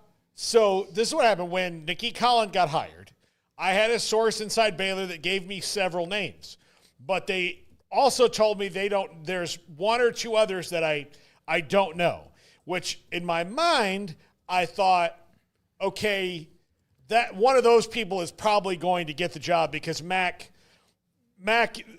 should run the CIA. He's got a pretty tight bubble, yeah. He keeps it, we had no idea about Matt Rule. We had no real idea about Dave Aranda, none of that. And then Nikki Collin would have been the next one. And so her name never came up from this person who would know, but they said, look, there's one for sure I don't know about. There might be another one, but there's another candidate I've interviewed. I have no idea who it is. And I'm betting that was Nikki Collin, but he did give me the name Molly Miller, and I put her on a top 5. And then that, it was the best one that I'd done to that point about Mulkey replacements. Yeah, that one got a lot of attention. It got a lot of attention. So people think I was somehow plugged into Molly Miller. No, I was just had a Baylor source that yeah, I heard it. God, keep that, please. Yeah. Garrett, I just sent you a picture of the Grand Canyon tweet about going to the tournament. Yeah. Okay. Not sure if you can get that up. I somehow got some somebody at Baylor had told me that this is somebody you need to put on the list. And so apparently, according to a couple other sources, she was a finalist, but how much of a finalist? She's coaching in Waco next week. Yeah, she is. Or whenever, this weekend. And I do have a feeling she's not going to be much longer at Grand Canyon. No, apparently, is it Arizona and maybe a school to the east that is she's on their radar. Yeah. Very much so. Please keep that audio, Garrett. Oh, I got you. I am the one because I'm 86 that's allowed to just pop off sayings, right? Yeah. I mean, you can also say mostly what you want. And Ralph? people are like, All right, Paul. Yeah. I don't think I saved you on that one. No, I've always been really good about having your back. No. You're the worst. You're the worst. You're the worst. Ralph Russo, theathletic.com. My man, how we doing? Paul Catalina, David Smoak with you. Appreciate your time. I know we're going to get into the article that you did in The Athletic over the weekend. I think it was over the weekend. But let me get your reaction first to the tournament. There's a little drama, big brands. This is just who we are now in college athletics, right, Ralph? Yeah, listen, there is, yes. Well, first of all, there's always drama in college athletics. It wouldn't be college athletics without drama. I think everybody always has to sort of like portray themselves as being victimized. And this is the greatest atrocity of all time because my 19-13 team didn't get into the NCAA tournament, which is pretty laughable. Mm-hmm. And does North Carolina get a bump because there was a big brand? Maybe, or maybe people just thought North Carolina was better. I have a hard time getting worked up over defending the 38th best team in the country or arguing over who the 37th best team in the country is.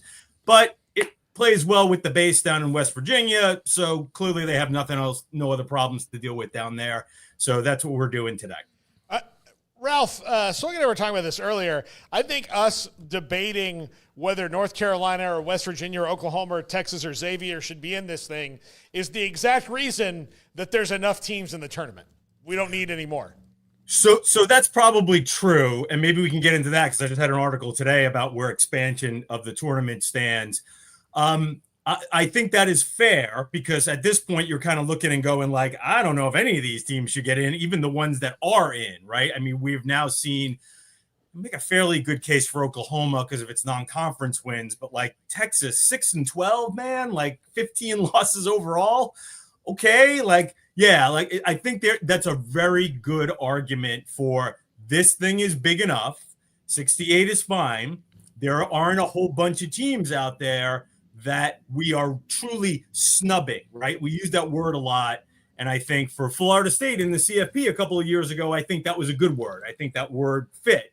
I think for this right here, it's not so much that you got snubbed as much as, hey, man, this one just didn't go your way. But like, frankly, you know, there's a whole bunch of, I can make an argument for or against all y'all.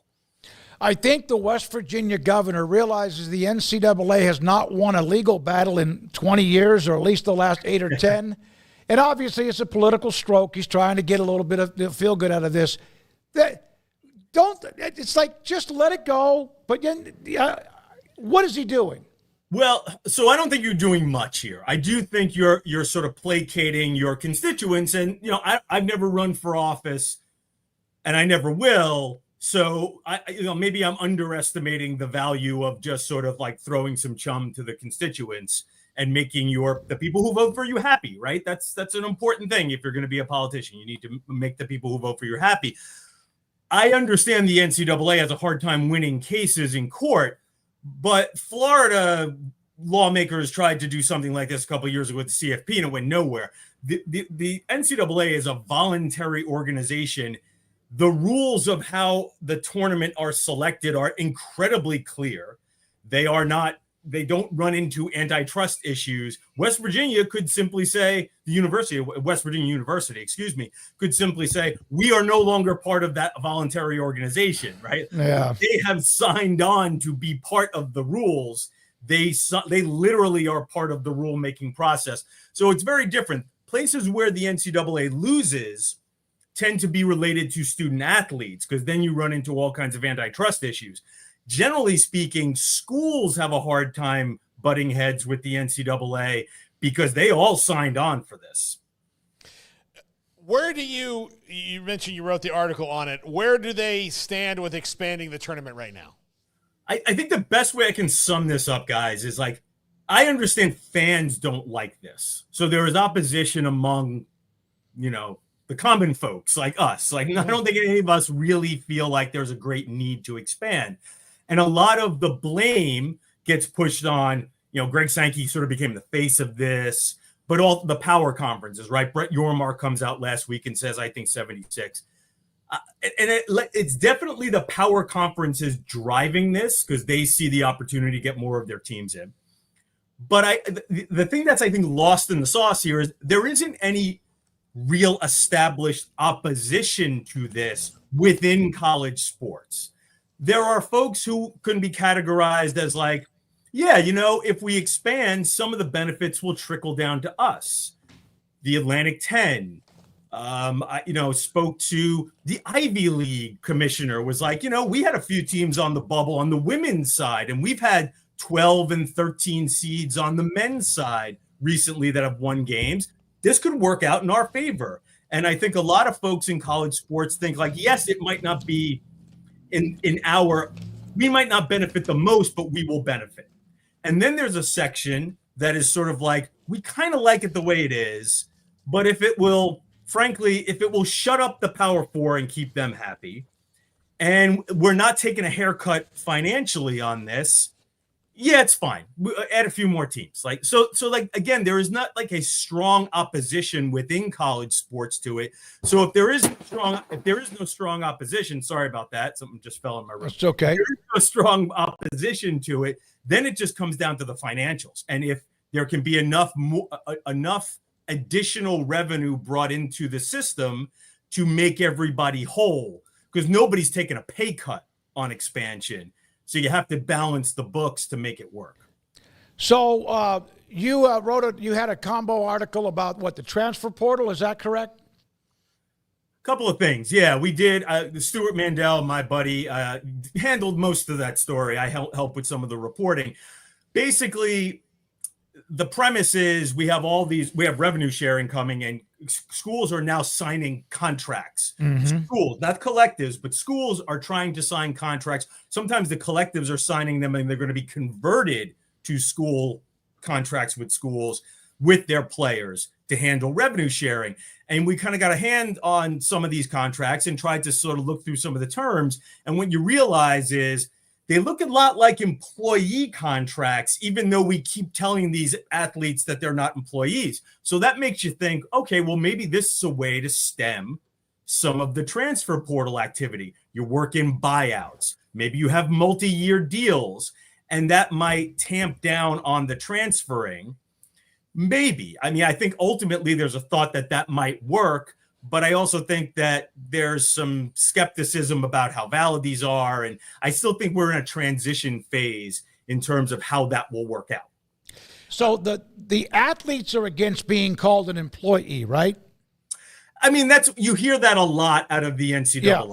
Yeah. And I do think, now I don't think they're lying. I do think a lot of the athletes look at that and say, like, I don't know if this is the best thing for me, whether they're non-revenue athletes or even some in the high revenue sports. I think that there is some, I don't think that's a definitive statement that all athletes don't want that, but I do get the sense that a lot of athletes think that, I don't know, that doesn't look like a great situation for me. I kind of like what I got now. You and Chris Vanini also wrote about the power grab that's going on a couple weeks ago in college football between the SEC and the Big Ten. One of the politicians and the courts and all that's fine, but you mentioned ESPN. They have to. They're doubling down on their streaming package and all of that. It does seem to would not make a lot of sense to them to alienate 2/3 of the country. So we've talked about this a lot. I feel like this is a running theme when I come on with you guys about sort of like where college football, the state of college sports are going. And I often land on this idea of how much consolidation is good, right? It's one thing to say, oh, Oregon State and Washington, we're kicking you to the kiddie table. That's not great. That's not Oregon State and Washington State. That's not cool. But how many more of those do you want to do? Do you want to do the whole Big 12? Do you want to do half of the ACC? And at a certain point, you end up relegating a lot of teams and a lot of fan bases who might not feel invested in your big product, your big product being the college football playoff. And I think that's where I wonder, it's hard because like it's hard to get people at ESPN to ever talk on the record on this, because they never want to feel like they're the tail wagging the dog when it comes to the CFP. The CFP sort of makes the decisions, the conferences make the decisions, and the ESPN's a partner that's supportive and tries to be a good partner. Let's just put it that way. But I from what you hear through the grapevine is a lot of like, I don't know if ESPN likes this idea of automatic bids, because it might take away from the regular season. Because as you said, then all of a sudden, like, what is the ACC and the Big 12 product if it's already declared half of what the Big 10 and SEC are? When you own so much of that product, especially with the ACC running through, now again through 2036. So I think there's a bunch of obstacles that could stand in the way of that CFP takeover. And I think ESPN has to be considered, at the very least, a speed bump, if not a full-on hurdle. Ralph, we had Dennis Dodd on. He's retiring in the next month. We had him on. He said this about the Big 12 in a complimentary way. 16 teams that nobody wants. He meant that because they're not worried about anybody stealing who they have, although there are some brands that people would probably like. Would you I stopped for a second. I said, wait a minute, that doesn't sound right. But in a way, is that a compliment? So, first of all, Dennis is the best. He is. I kind of look up to Dennis, even though I'm kind of an old guy myself. But I came into this business. He was already well established, and he was a great friend. Showed me the ropes. He is awesome. So I got that out of the way.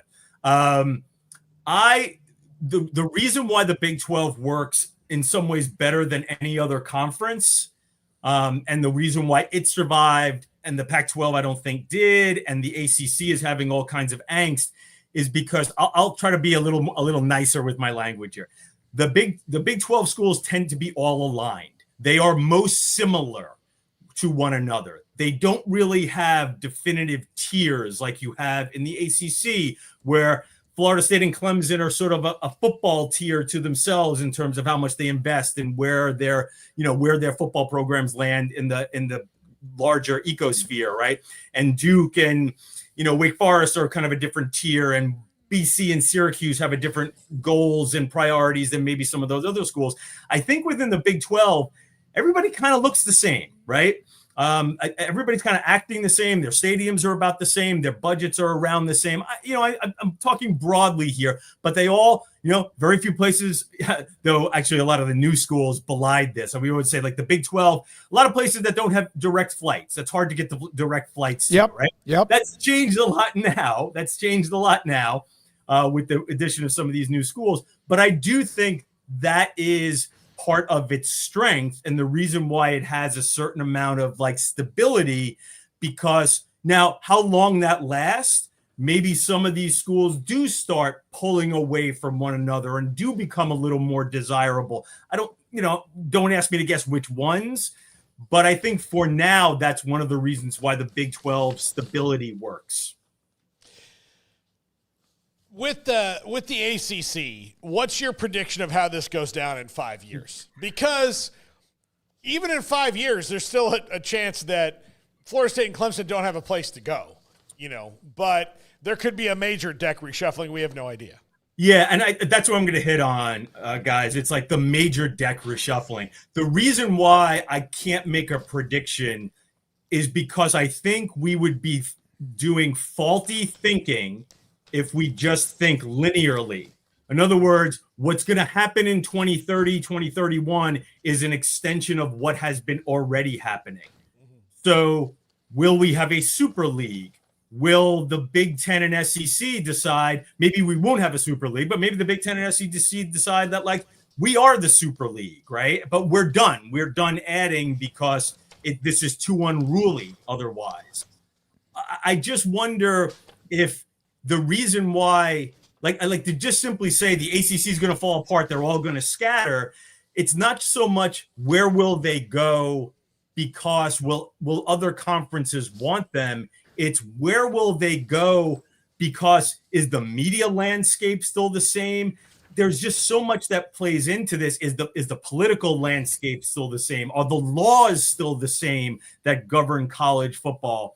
I just think assuming that, well, they'll jump to the SEC and the Big Ten, possible, but I think that you're missing a bigger picture is like, we don't know what all this stuff is going to look like in 5 or 6 years. We could have a totally different system and structure to college sports and college football. Ralph, great stuff. How much or has your job changed from the AP to what you're doing now? In many ways, not much. I mean, one of the good things about when they hired me at The Athletic is they kind of said, and, you know, this might be, I'm going to sound a little immodest here. We like what you do, just do it here. Like, well, so great. Yeah. I was very fortunate about that they gave me this opportunity. For the most part, I'm doing essentially the same thing. And, you know, I love the AP and I owe my life and my career to the AP for 30 years, but had the opportunity to do it for a different platform, maybe a little more exposure, you know, maybe a little more money. But you know, at this point in my career, when I'm closer to the end to the beginning, it was a nice opportunity and I couldn't really pass up. Ralph, appreciate you, buddy. Great. Thanks for coming on many things, from the NCAA tournament, from some of the drama to the college football playoff to the transfer portal, house settlement, Paul's question about looking into the what's the future like? By the way, if you want to know about a drama note in basketball, how about this nugget that came out earlier today from Kevin Sweeney, covers college basketball. South Alabama got a call from the NCAA, I believe this was late Sunday night, about 9:30 on the NIT, because UC Riverside was locked into the CBI. They were told they were going to be in the NIT. South Alabama got a call from the NCAA that said, UC Riverside's going to the CBI. You're locked in. We want you in our NIT. The NCAA, about an hour later, called back and said they no longer had a spot available. And the coach at South Alabama, the Jaguars, had already told his team they were in. That sucks. It's almost like they were panicking because all of a sudden there was a spot open and they had to get to somebody. There's a lot, you know, there's the NCAA, that's 68 teams. I don't know. The NIT usually a 32. The CBI, is that the Crown, the one that they call? Yeah. But the NIT's in trouble. It's in trouble. Like the NIL aspect of everything. And, you know, if you're not going to make the NCAA tournament, the NIT used to be the thing. Yeah. But if you can do an NIL preseason tournament, why can you not do an NIL postseason tournament? No, I get it. And so, you know, since the NIT championship means as much as any other, like, I'm not trying to dog the NIT. I think it's been a great event for a very long time. But it's not what it was. It's not what it was. Like a lot of things. It's not what it was. And the new world has affected it strongly. So Dan Gavitt, who's been in basketball for as long as I can remember, the vice president of basketball, NCAA senior vice president, said this. He released a statement on the story. After the NIT bracket was released Sunday evening, it was brought to the NIT's attention that one of the teams scheduled to participate in the tournament had also committed to a non-NCAA affiliated postseason event. In an effort to secure another team, the NIT prematurely extended an invitation to South Alabama prior to learning that the original team chose to accept its invitation to the NIT. Regrettably, the NIT rescinded its invitation to South Alabama. We understand the emotional impact the confusion created. Sincerely apologize to South Alabama head coach Richie Riley and all of the student athletes for the error. If the other team, if it was UC Riverside, if they said they weren't going to play or they were going to another tournament, why should South Alabama have to suffer? And I don't know the complete story there. Because, I mean, I don't want UC Riverside to be left out in the cold, but it sounds like this thing was a mistake, a bad one, a very bad mistake. All right, in the 5 o'clock hour, Garrett Ross, Long and Winding Road. Dun, dun. Is that the Beatles? That was close. I mean, it needs to stay the Beatles. I'll tell you that. So Garrett shared some pictures. Like, we're going to get to that next because I just thought it was such a cool trip. And some of the stadiums that he was able to visit on his trip to Pennsylvania, Yep, Pennsylvania. And it's your daughter, right? Yeah, she's going to Bloomsburg. So he stopped and took pictures in front of various stadiums along the way up and on the way back. We're going to kind of go and see what we saw when he shared those with us. A lot more to get to as well. We'll have Kevin Flaherty, who covers college basketball, join us around 5:20 or so to give us his take on maybe more core, the Big 12. And then, of course, Paul in his top 5. And this is 365 Sports. My contacts today. Oh, it's Craig. He's not here. So we got to skip this one. Yeah. Going to Alan. Oh, okay. Alan Samuels. Well, you guys are asking me to juggle a lot. Look at all these things I have in front of me, the papers and trees that I've killed. Alan Samuels, Dodge, Chrysler, Jeep, Ram, Fiat. And I'm kind of delaying this just for a second because Ted Teague, absolutely, the general manager and CEO, sent me an email with new information, and bingo, there it is. Thank you, Ted. He watches us, listens to us all the time. We appreciate that. Jeep Focus and Truck Month. This is what we have available now at Alan Samuels. Alan Samuels bringing you the hottest deals in Central Texas. Picture this, a new 2024 Jeep Grand Cherokee Limited, original MSRP of $64,910 is now, what? Is now just $47,999 plus tax, title, and license. That's $16,900 off. If you're more of a Wrangler fan, 2024 Jeep Wrangler Sahara or Rubicon slashing more than $11,000 off MSRP during their Jeep Celebration event. Plus, get the best selections of Jeep Wagoneers, Grand Wagoneers, Wranglers, and Grand Cherokees around. Don't forget it's Truck Month. 2025 Ram 1500 Lone Star Crew Cab, $11,780 off MSRP.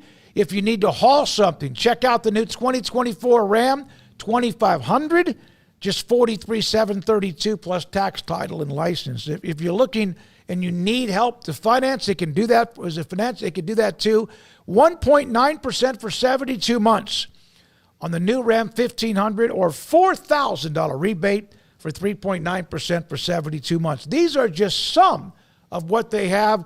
There is the Jeep Celebration event and Ram Truck Month. Ted Teague, the CEO and general manager. David Gray, sales, he runs that. They have cars, trucks, and SUVs on the lot. Loop 340 east of 84 in Waco. Automatic Chef is your local vending, office coffee, and micro market provider, delivering outstanding service to break rooms all over Central Texas for over 50 years. Automatic Chef brings the best products to your location at the best prices. With hundreds of choices in fresh food, coffee, snacks, and drinks, let Automatic Chef tailor a break room solution to your needs. Make break time great again with Automatic Chef. Automatic Chef Canteen, 6900 Imperial Drive in Waco, or online at automaticchef.com.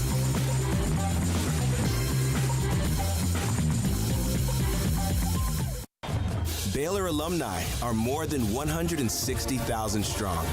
When we all join hands to support our university, we don't just move the needle, we move mountains. Working together, we create life-changing opportunities for students on the field, in the classroom, in the laboratory, and in life for generations to come. So get connected, get involved. Learn how at baylor.edu/alumni. There are 26 letters in the alphabet, over 600,000 words in the dictionary, and just 3 of them said together can change everything. Let's order pizza. Those 3 words lead to dough made from scratch and 3 fresh signature cheeses that blanket golden crust in a heavenly melt on Marco's Pizza that'll blow your mind. So visit marcos.com to order and stop by Marco's Pizza in Belmead, China Spring, Woodway, and in Robinson. Marco's. Pizza lovers get it.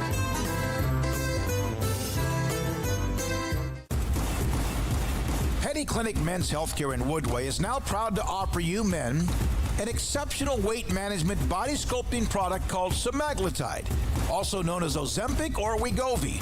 Semaglutide is an FDA-approved weight management medication Once-a-week injections of this powerful medication offers an average body fat weight loss of 20% within the first year of treatment. In addition to body sculpting, semaglutide also normalizes blood sugars and has the clinical research proof of reducing blood pressure, cholesterol, stroke, and heart attack risk. If you're like most men and you have stubborn fat that will just not respond to typical diets and exercise, then help is finally here. Semaglutide, affordable, highly effective.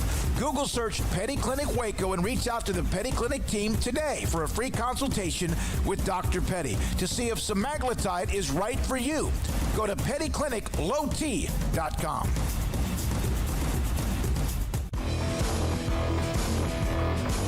This is 365 Sports. Enjoying the show? Hit the like button and subscribe.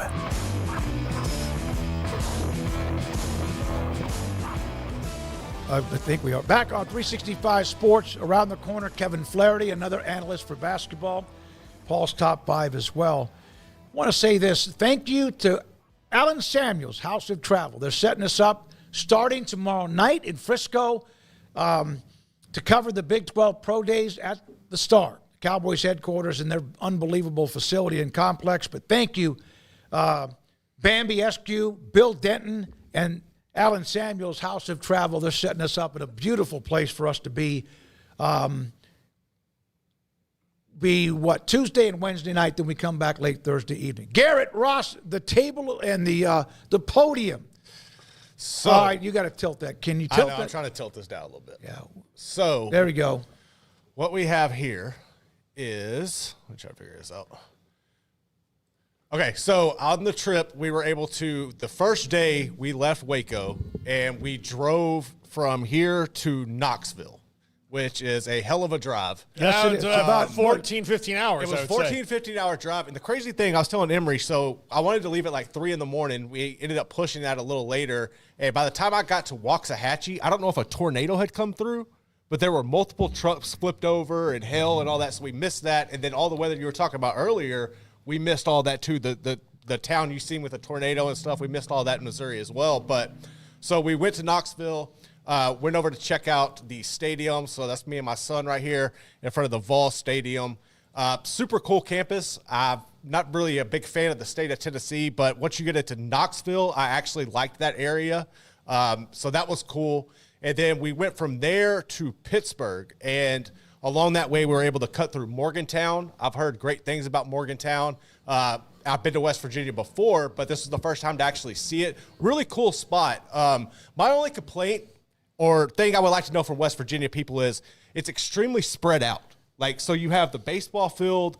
It's like separated by a Walmart in the middle of town. You can't miss the basketball arena when you're coming in. It's right on the hill. And then you have the football field separated. I didn't really care for that, but overall it was a cool spot to go to and to kind of experience and see. All right, of the pictures on the screen, which one is Morgantown or is West Virginia? West Virginia isn't on here. So down here in the corner, you got the Steelers Stadium, which Pitt uses. We went over to Pitt, was able to check out that campus, let my son get some pictures and stuff over there. You have Penn State Stadium, which is literally in the middle of nowhere. That's the one on the second level to the left. Yeah, right here by the Tennessee one. Yeah. And I don't know how you recruit to Penn State. I'm going to be really honest because you're driving down the highway. There's nothing there, and then this massive stadium pops up. I'm assuming you have to go to, like, Altoona if you want to go to any stores, which is like 30 to 50 miles away, about 40 miles away there. It's so isolated. There's nothing to do except Penn State. So I'm intrigued whether it's Christian Hackenberg or somebody we get back on that is more familiar with that program on how they actually do it up there. But regardless, it was cool to see that. Is that Amish country? Yeah, like, I mean, it's so wild because, like, it's literally nothing, and then this mecca of the stadium popping up. We also were able to go to the Penguins and Vegas Golden Knights game, check out the first NHL game. So you got these three pictures right here. That was really awesome. We were able to kind of, like, immerse ourselves like we were locals there.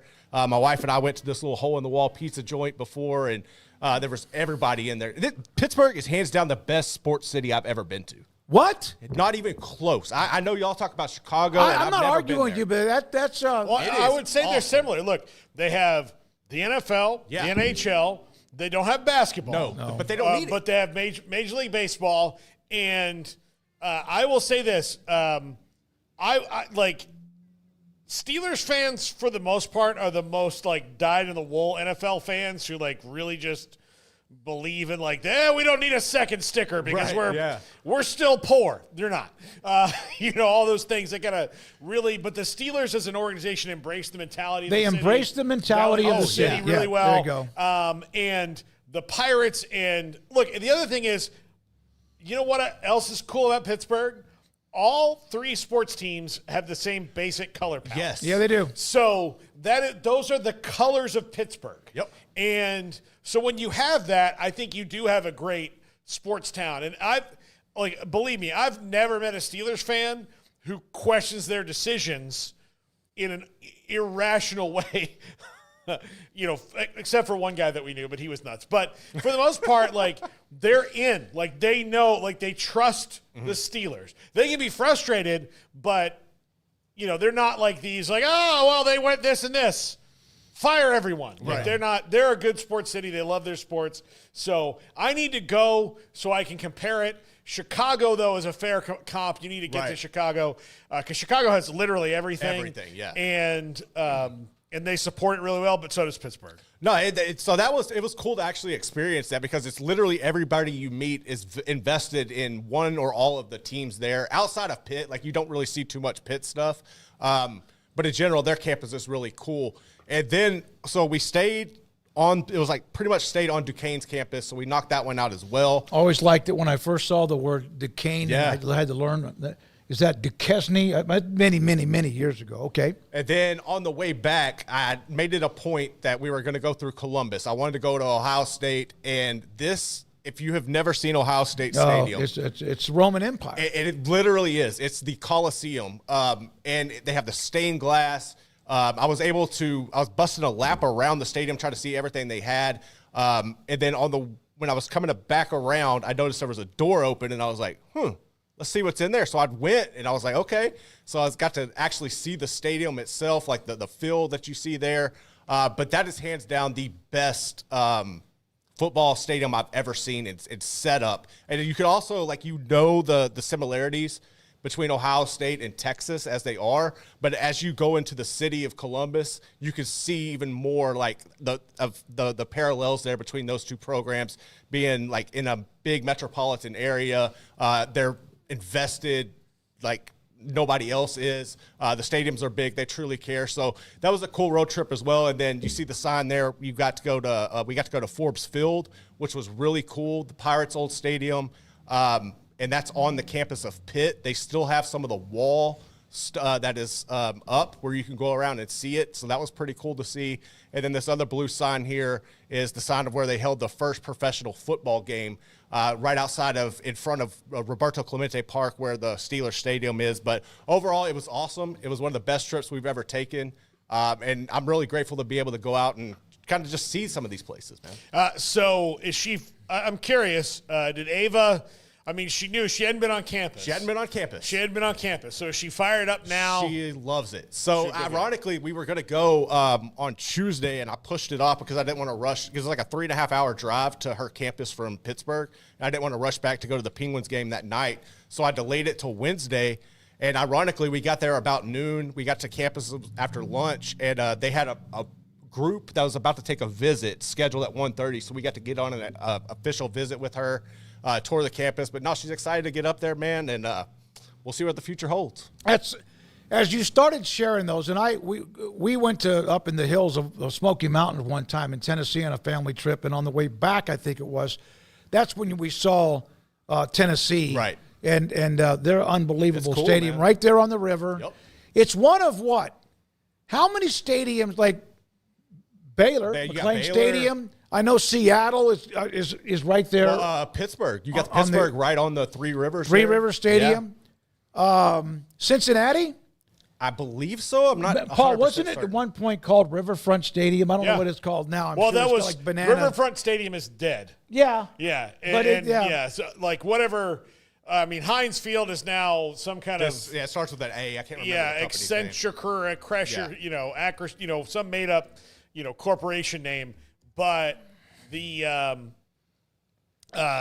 baseball stadium is new. Like everything's PNC new. Park. Yeah, PNC Park. What yeah, no, it football was awesome, stadiums are? Now these are pro stadiums. I don't want to go to the pro stadiums. Okay, trying to figure out which ones are on the river or something like that. Okay, that's awesome, man. Thank you. And you were gone for almost as long as Emory's hangover. Almost. I was almost as long as Emory's hangover. Hey, did you find that Grand Canyon? Oh, you're looking for that? Let me see. So, this was interesting. This is Grand Canyon women's basketball coach Molly Miller, and they are in the tournament for the first time ever. They're going to play Baylor. They're playing Nikki Collin and the Bears this weekend. The first and second round games are in Waco. She was, at one point, Paul, rumored to be one of the candidates to replace Kim Mulkey when Baylor and Mac Rose were looking for a new coach. And every time, Garrett, do you remember this? Every time, well, you weren't. This is part. You were in and out of us. I heard about it. I heard about it. What did you hear? I heard about the mix and all that. I know where you're going. So, Paul, I had said from the beginning they should hire Nikki Collin. She was a WNBA coach with the Atlanta Dream, and Paul kept going back. And by the way, she's a rock star. That's Molly Miller. She'll be in town in Waco to take 30-2 or something like that, and they're going to be in the NCAA tournament for the first time ever. She was your number one choice, though. 2. I think she was 2. Who was 1? I can't remember, but I think she It was 1 or wasn't 2. Muffin McGraw, was it? No. It was somebody else that my source had given me, who also didn't get the job. Nikki Collin was not in that top 5 because I assume that was the name that he was like, I don't know. There's somebody else I don't know. And here's the thing. What's really funny about this is that I was telling the guys the story earlier. I did not ask for this information. This person just called me and told me. And I was like, They were using her to prop up Molly. Yeah, I guess so. I mean, but, you know. Okay, now, I text everybody when the tournament was released, and the text includes Andrew, Garrett, Emery, Craig, Paul, and me. And I texted, I said, oh, my goodness. I forgot exactly what I said. Grand Canyon's playing in Waco. There was a little bit of like normal, awkward, quiet. Like Paul was not going to say anything. Although he propped Molly Miller up over and over and over again during the show. Garrett was exhausted from his road trip. Yeah. I was just trying to feed information, which is what my number one role is here, is information and facts. Andrew doesn't even know what we're talking about yet. He's too young. Emery popped off what, Paul? Okay. I'll go. Emery was all ready to go. Emery's got a schoolboy crush. So if we okay, I got a question then. If we only were able to get, and you got to file credentials just in case anybody, we may have fun. I did not. What about for the men? I did not. What if they go to San Antonio? It's a fun. What if somebody we don't have. What if Houston gets? We didn't have credentials available for that yet. Well, don't you have to be credentialed the first round weekend and all that? No. Okay. So Emery goes, okay, I'll go. If we only had one credential to cover Baylor against Grand Canyon, who will get it, Emery or you? Emery. Like what? Like we have pounded this stupid joke into the ground. But I'm not going. I mean, I'm not going. And I put Molly Miller on the top 5 4 years ago. That's it. That's the length. Like this segment right here, 10 minutes longer than that. Why? You're getting a little bit emotional. Well, I mean, look, I am having fun with this. I know. I would be the one that makes the decision who gets to go, and I would let Emery go because Emery's the first one to respond. Yeah. Oh, well, I mean, yeah, let him go. Like, how many women's games I've been to since Kim Mulkey left? 1. 0. Yeah. Oh, 0. It's because you were such a big fan of Kim. I mean, we went in our old job. I tried to not go as much as I could. And we had a calendar of like who's going to cover the press conferences and whatnot. Greatest thing we ever did. It was the worst. It was the worst. I like, you know how, and it wasn't just that. It was like I just resented every second of it. Of what? Women's basketball? No, not the sport, of covering Kim Mulkey because it was so awkward.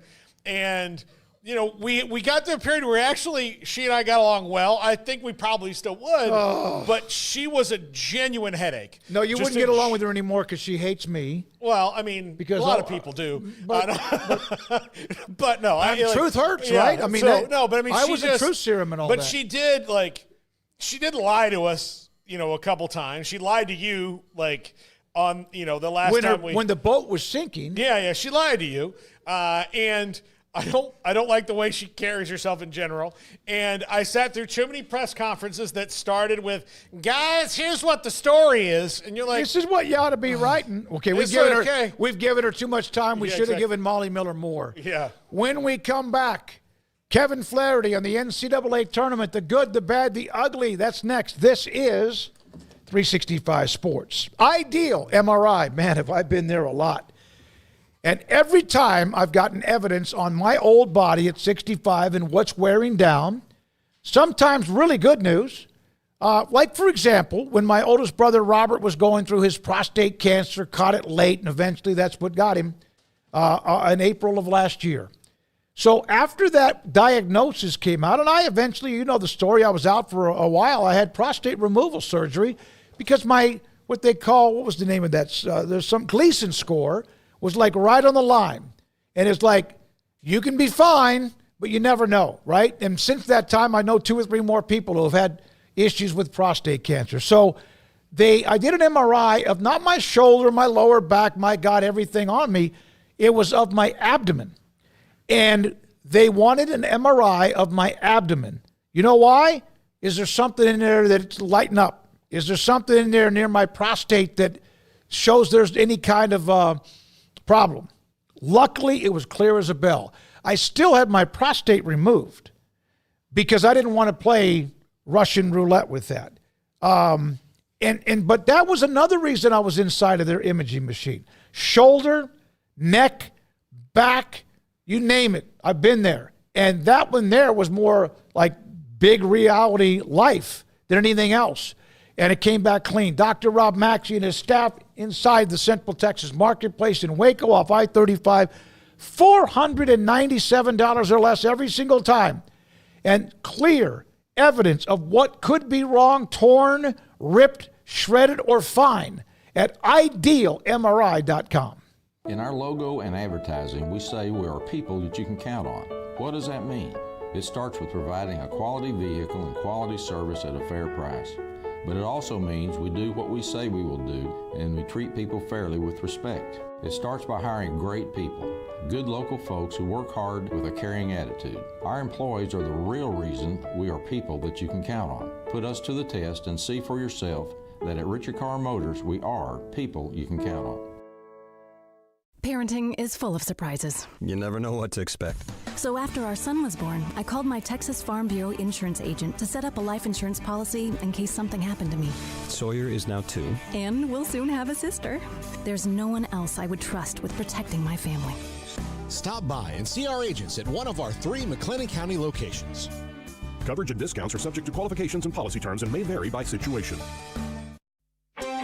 Developed by Startup Waco, a nonprofit organization, GXG is a program designed to support the entrepreneurial development of Baylor University student athletes through NIL activations. The program helps student athletes maximize their platforms and offers a comprehensive support system for them to create and grow new businesses that not only benefit themselves, but also uplift the local economy. Fans who wish to support student athletes can donate to GXG via the GXG NIL Fund, BaylorBears.com/GXG. Contributions to support NIL activations through GXG can be made at BaylorBears.com/GXG. For more information, follow at GXG_GreenXGold on social media and visit the official website www.gxg.startupwaco.com. GXG, empowering student athlete entrepreneurship and uplifting the local economy through NIL activations. Riverbend Liquor and Wine now has 2 locations to serve you. The original on Lakeshore Drive at North 19th Street and the brand new spot in downtown Waco at 600 Franklin Avenue. If you're looking for the best in craft beers or local Texas bourbons, then the original is the place to be. And for the latest trends and online phenomenons, head downtown to the Franklin location. Either way, you're going to get the same great variety, customer service, and speedy experience. Check out both locations on their Facebook and Instagram pages, Riverbend Liquor and Wine, Lakeshore Drive at North 19th Street, and now downtown on Franklin Avenue.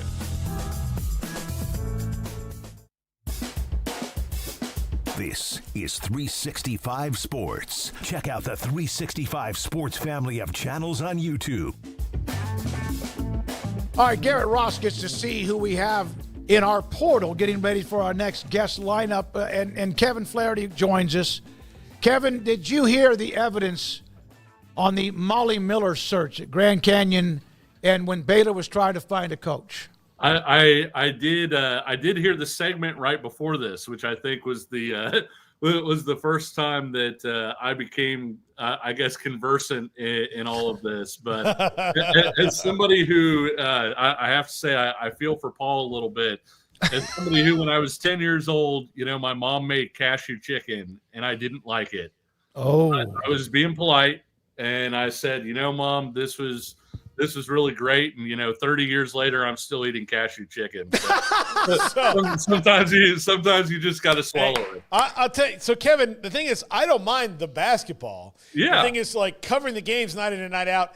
And Baylor was so much better than 90% of the teams they would play. 98. I mean, 98% of the teams they would play, that by halftime, I'm just waiting out this blowout. When I would go to the men's games, that was never happening. Like, they were, it's the Big 12 basketball, it's back and forth. So, like, 1 out of every 20 games you cover is UConn or Texas when they were like all that, and then or Oklahoma, and then you get these, like, most of these games that are like, all right, well, Brittany Griner just scored her 35th point. Like, let's move on, and I have to sit there for an hour and a half after to listen to a coach that is going to bother me. Like, that was my thing. And so it's probably not fair to Nikki Collin that I haven't gone back, but I had so much trauma that I've just decided to, like, back off of it. More painful, a VTEX gut pack on an empty stomach, or a press conference with Kim Mulkey. Oh, Kim Mulkey. Like, it just... See, now... But I love VTEX. I'm not insulting VTEX. Yeah. I'm just saying It's just you gotta have a little something in there before you hit the gut It's a hearty meal. It's a hearty meal. It is. Yeah. Although Julie and I we got into a scuffle there for a while. I saw her recently. She asked me how you were. No, she did not. I did. You are I lying. did. Yeah. Well, Jace, no. Her husband did. Her husband. did. He was nice. Yeah, he is. They're both nice. Oh, my God. Yeah. All right. So, Kevin, the tournament's released. There was the immediate, I honestly thought that North Carolina and Texas, one of the two might get in just because. And because of the way things are in sports these days, did either one of them, in your opinion, deserve to get in? I honestly thought Texas might have had a worse case than North Carolina. The big thing against North Carolina, obviously, was that glaring statistic that everybody's going to point to, and that's one win against a quad one team. And if you look at the NCAA tournament the way that we look at the college football playoff, people have shown with the playoff that they want a team that has shown an ability to beat a top team, right? You can lose to a bad team, but you have to show on the top end that you can compete with a higher end team. And North Carolina didn't show that, and certainly didn't show that to the extent that a team like West Virginia did. West Virginia was a team that, everybody had them in. I thought West Virginia deserved to be in, and I thought West Virginia just pretty plain got hosed last night. Kevin, the overall strength of the Big 12 this year wasn't probably what they wanted, but it was the first year. And look, Arizona State's in flux, and Utah was in flux. Oklahoma State just has a new coach. So there's 3 teams there that, just really weren't going to contend. And Kansas State wound up being this gigantic disappointment early on. Oh, yeah. So they were kind of screwed at the beginning. But do you think that they got a little bit left behind because of the fawning over the SEC this year? Yeah, I think there was some of that. I think Kansas and Baylor failing to live up to expectations as well. not that they had poor seasons, but just with where they were projected heading into the year. I think early on you felt like, well, hey, Kansas beat Duke on a neutral court.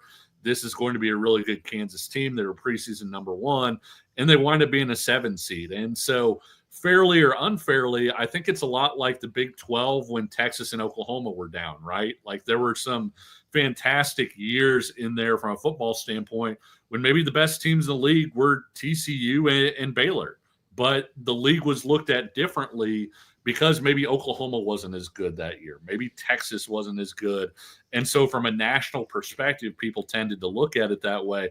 I think when Kansas is down, fairly or unfairly, and when Baylor is down, with Baylor winning that 21 national title and being so good for so long as well, then people are going to look at the Big 12 and say, it's not really what we thought it was. When you still had Houston being a 1 seed, BYU was as good as any team in the country probably at the end of the year. Texas Tech's a team that I think has a fantastic chance to reach the Final Four. The other thing I think is Iowa State kind of falling off the way that it did in the middle of the season. There wasn't really a second team that you circled and put exclamation points next to Houston. And so I do think that part of it was the SEC thing that you're talking about. Because, I mean, you're talking about teams like Oklahoma that just had awful conference records and made it not just into the tournament, but appear to not really have been that much on the bubble. And then you had teams in the Big 12 that maybe got overlooked a little bit because some of those teams that maybe were expected to be up near the top didn't wind up being up there. Wasn't there a time, and oh God, that sounded like I'm an old man. Wasn't there a time, Kevin, where you needed to be 500 in the conference to make the tournament?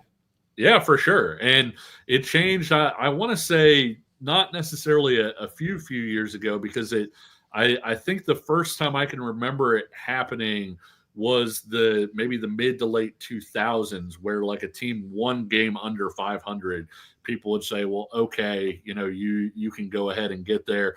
And, a few years back that happened maybe a couple games below 500. This is the first time I can remember where you've seen a team be objectively bad within its conference and reach the NCAA tournament. I don't think I've ever seen that before. Kevin Flaherty, Kansas City Sports Network, with us on 365 Sports. Kevin, we had John Gallagher, the head coach at Manhattan, on earlier. He's always on with us around this time, and we got his thoughts on various teams.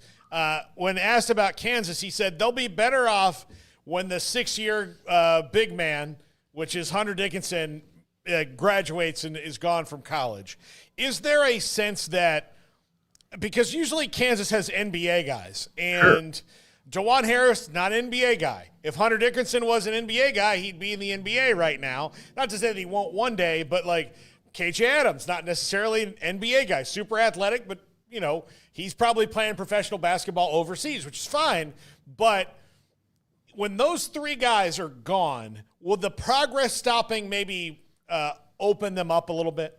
Yeah, I think it might. And I think that they won't have the preseason expectations, but they may wind up having a better result next year when you have Darren Peterson coming in, when you have Flory Badunga coming back, a guy that's considered kind of an NBA first-round pick when he decides to go, based more on the potential now than what he's done on the court. But I do think that things will open up a little bit. I think one of the other things about this Kansas team is they've been so inconsistent, and some people will call it effort. I call it focus, because I don't know that it's necessarily, hey, you're not trying hard, but when you're not closing out on a shooter because you're just not seeing it or you're not reading it correctly, I think the focus kind of wanes a little bit. And I think that Bill Self would have liked to probably turn this team over to guys like AJ Storr getting more minutes, having Rylan Griffin make a jump that maybe he didn't get a chance to make.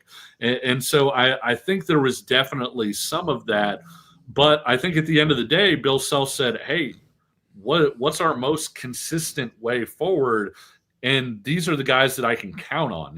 Hunter Dickinson, the effort level with Hunter Dickinson, the focus level has been significantly better since Kansas's brutal trip to Utah, where they lost at Utah and then got absolutely run by BYU. He's been playing like an All-American of late. DeJuan Harris is a guy that he feels like he can trust. He's going to be there every game. KJ Adams is a guy that he can trust. He can be there every game. And so I think to some extent you traded in ceiling to try and find a team that can be more consistently there. Ultimately, I don't know that Kansas has the horses to make a deep run in this tournament. I will say the Jayhawks got about as pleasant of a draw for their style of play as you could have wanted, because they are really struggling to defend the perimeter. And their reward was an Arkansas team that doesn't really shoot it. And then their 2 seed is a St. John's team that doesn't really shoot it. That doesn't mean they'll beat either team, but it was significantly better than getting matched up with, say, a team like Alabama that would have run them up and down the court and launched about 33s. So of the guys that you mentioned, AJ Store's back next year. Zeke Well, Mayo's theoretically, AJ Store can come back. Yes. Can come back. And Rylan Griffin can come back, right? Yes. Yeah. So if you build a team around that, and Peterson, that's more of a guard-based thing and probably moves a little faster, right? Yeah, and Elmarco Jackson was injured this year. He was a guy that they felt like made major strides last spring after the season ended, that he refound his confidence. He was a McDonald's All-American that, really struggled with his confidence a lot as a freshman. And so I think they were maybe counting on some things from Elmarco Jackson this year, thinking he was going to take a step forward, that the injury unfortunately derailed. He didn't get a chance to. And so you are going to have some of that backcourt there. Diggy Coit is a guy that could get another year because of the JUCO ruling that people are really keeping an eye on right now. I still expect Kansas to go into the portal for a guard or two to join that group. I think Flory Badunga at the 5 this year, he's had to play a lot of the 4 next to Hunter Dickinson.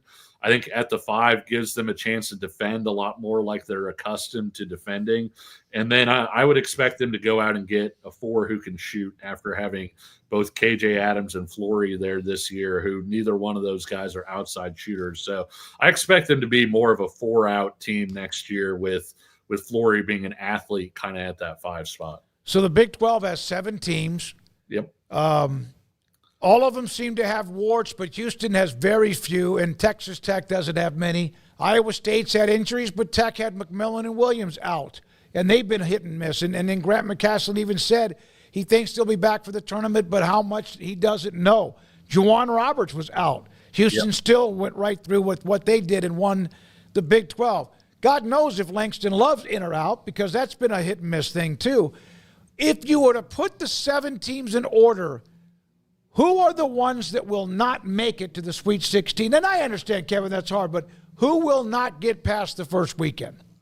I think Iowa State's going to have a tough time without Keyshawn Gilbert. And it's unfortunate because I think when you look at Iowa State with Keyshawn Gilbert and with Momcilovic, they had 2 losses this year when those 2 were in the lineup together. One was to Auburn by 2 points, and one was to BYU in overtime. So they were a really good team when they had access to both of those guys. Of course, that's like Curtis Jones, that 6th man role where he's so good. And so I think Iowa State's going to have a tough time getting there. They might be, I don't know if they'd be last. I'm looking real quick.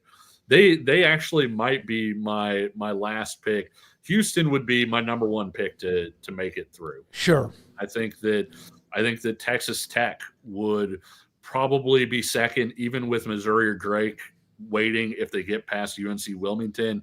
I do think that they'll have access to those guys, like you said. Not sure entirely how much, but I do like this Texas Tech team a lot. I think that they have a better idea of themselves than a lot of different people. Baylor would be near the bottom of the list just because of who you're facing in the second round. And, you're right. Yeah, it's Duke, right? If they win, yeah. And so I do like Baylor against Mississippi State. This is kind of a weird Chris Jans team, in that Jans teams a lot of times are great defensively, but they pretty much punt the ball at the rim offensively. There's not a lot of strategy there. And this year's team is maybe a little bit more efficient offensively, not as great defensively. I think Baylor can get by Mississippi State. I think ultimately, though, Duke is probably a little bit too complete of a team for Baylor to get by. The one thing that does intrigue me there is I think the weak spot of Duke, if it has a weak spot, is that backcourt. And I think that Baylor has a chance, if you've got Langston Love, if you've got all your pieces, to be the better backcourt in that game. Now, that doesn't mean that stops Cooper Flagg from getting 30 points if he's good to go and all of those different things. But I do think that there is at least a world out there where Baylor is close in that game because of the backcourt matchups. But Baylor would be at or near the bottom because of playing Duke. Kansas, it's tough to predict the Jayhawks to win 2 games in a row. And the issue with St. John's is, I think if Kansas gets by Arkansas, which the Jayhawks can do if they can keep Arkansas from running, I think with St. John's, that'll probably be a close game. But then you get to the final 5 minutes and you have one team that made its entire living off of winning close games and mental toughness, and another team that's made an entire season out of not making those plays and losing close games. And so it's really tough to pick the Jayhawks to go through as well. Arizona, I like to get through. I think Arizona gets through. BYU is the wild card, because with BYU, I know this is being a little maybe derivative, but with BYU, it's just so much of whether or not they make shots, especially who they're going to be playing against. VCU's a team that takes a ton of threes. Wisconsin's a team that takes a bunch of threes. BYU's a team that takes a bunch of threes. And so in those games, if you don't make shots, you can go home against any of those teams.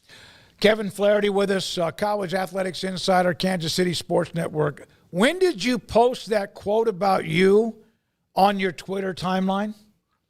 Which one? The Rock Sports Talk one? Yeah, it says, not to give Kevin too much credit because I hate him, but do you know how much you can learn about KU just by listening to him on RCST whatever? Yeah. That's from Rock Chalk Sports Talk. I used to have a weekly segment on there, and I'm pretty sure it was a friend of mine who actually posted that. But no, it was one of those things. I've had that up there for a couple of years. Obviously, got a major kick out of it. Just sort of like, I hate this guy, but I do have to listen to it. It's like columnist, writer, media, talk show, TV masochism. Yeah. I hate you, but I listen to you every day. They can't do it. Kevin, if you were a team, would you go to the NIT, or would you do like South Carolina did and say, no, I'm going to start working on the portal right now?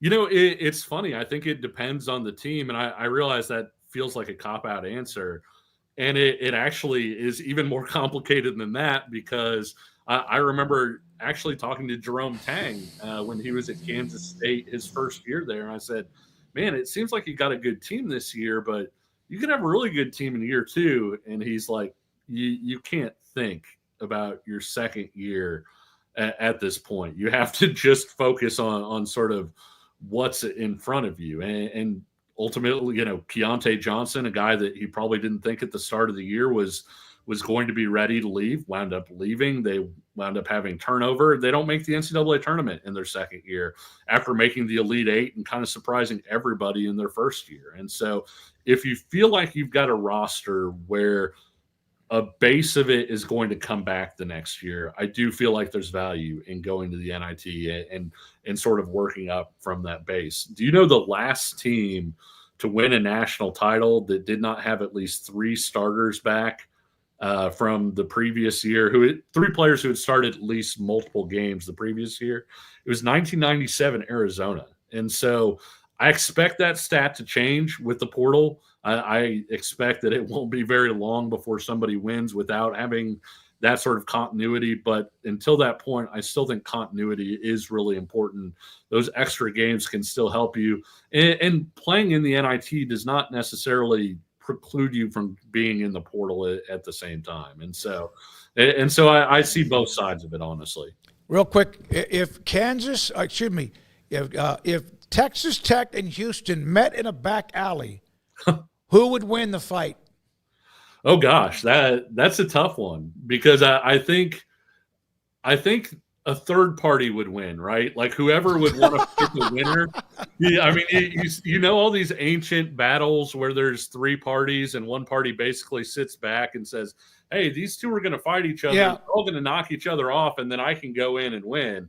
I think it's one of those situations because, man, Houston is so tough, and their DNA is so ingrained in them that I was actually talking with somebody about how I think the Big 12 could be significantly better next year than it is this year. And with Houston, even without knowing all the pieces that are coming back, who they're going to add in the portal, you just say, well, they're going to be Houston, right? They're going to pound you. They're going to get on the offensive glass. They're going to defend the crud out of you, and they're going to win a lot of games.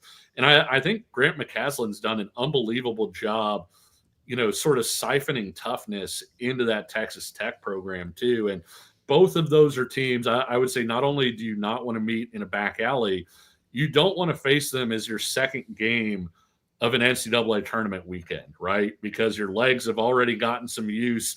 And then, hey, all of a sudden there's Houston and they're trying to pull down 25 offensive rebounds. And so I think that that's a really tough question to answer. I might have to go with Houston, but the only reason why isn't a player. I think, and I hope Grant McCaslin doesn't know my address, I think Kelvin Sampson would beat up Grant McCaslin, and they might be the last two standing. Yep, I think they would beat each other to death. Here's the thing. Kelvin's been around a little longer, and so he might know a couple of things that Grant doesn't know yet. Yeah, that's true. It'd be even, and then out of nowhere, Kelvin Sampson, he knows Kung Fu or something, and didn't know that. He's got Miyagi stuff going for him. I'm sure you saw the quote from Kelvin Sampson about Uzan when he came in and said he was off his Charmin and everything. And I'm just sitting here thinking I've seen Porter Mosier practice. I've watched him at Loyola Chicago, watched him at Oklahoma. He doesn't run a soft program. And so I'm not saying that Uzan was the toughest guy the second he showed up, but kind of tells you there's a little bit of a difference in expectation there, even going from Porter Mosier, who is kind of a hard-nosed coach, and they get after you and defend it and all the different things that they do there, and then going to Houston, it's another step up. It's wild. Kevin, thank you, man. Have a great week in covering the tournament the rest of the way. Appreciate your knowledge. Kevin Flaherty, Kansas City Sports Network, with us on the tournament and some of the just storylines, and also a quick look at a lot of the teams, of course, among the 7 in the Big 12. 6 teams are going to that Crown tournament, which is the one that your Mark wanted the Big 12 to go to, whoever did not make the NCAA tournament. Garrett, I think, and Paul, we're going to move Louisville back. That's Craig's segment in a way. It's not. If it is, he's kind of he runs that. We'll do that. We'll move them back. Got plenty of time, my goodness. But Paul Catalina and his top 10 is next. Top 5.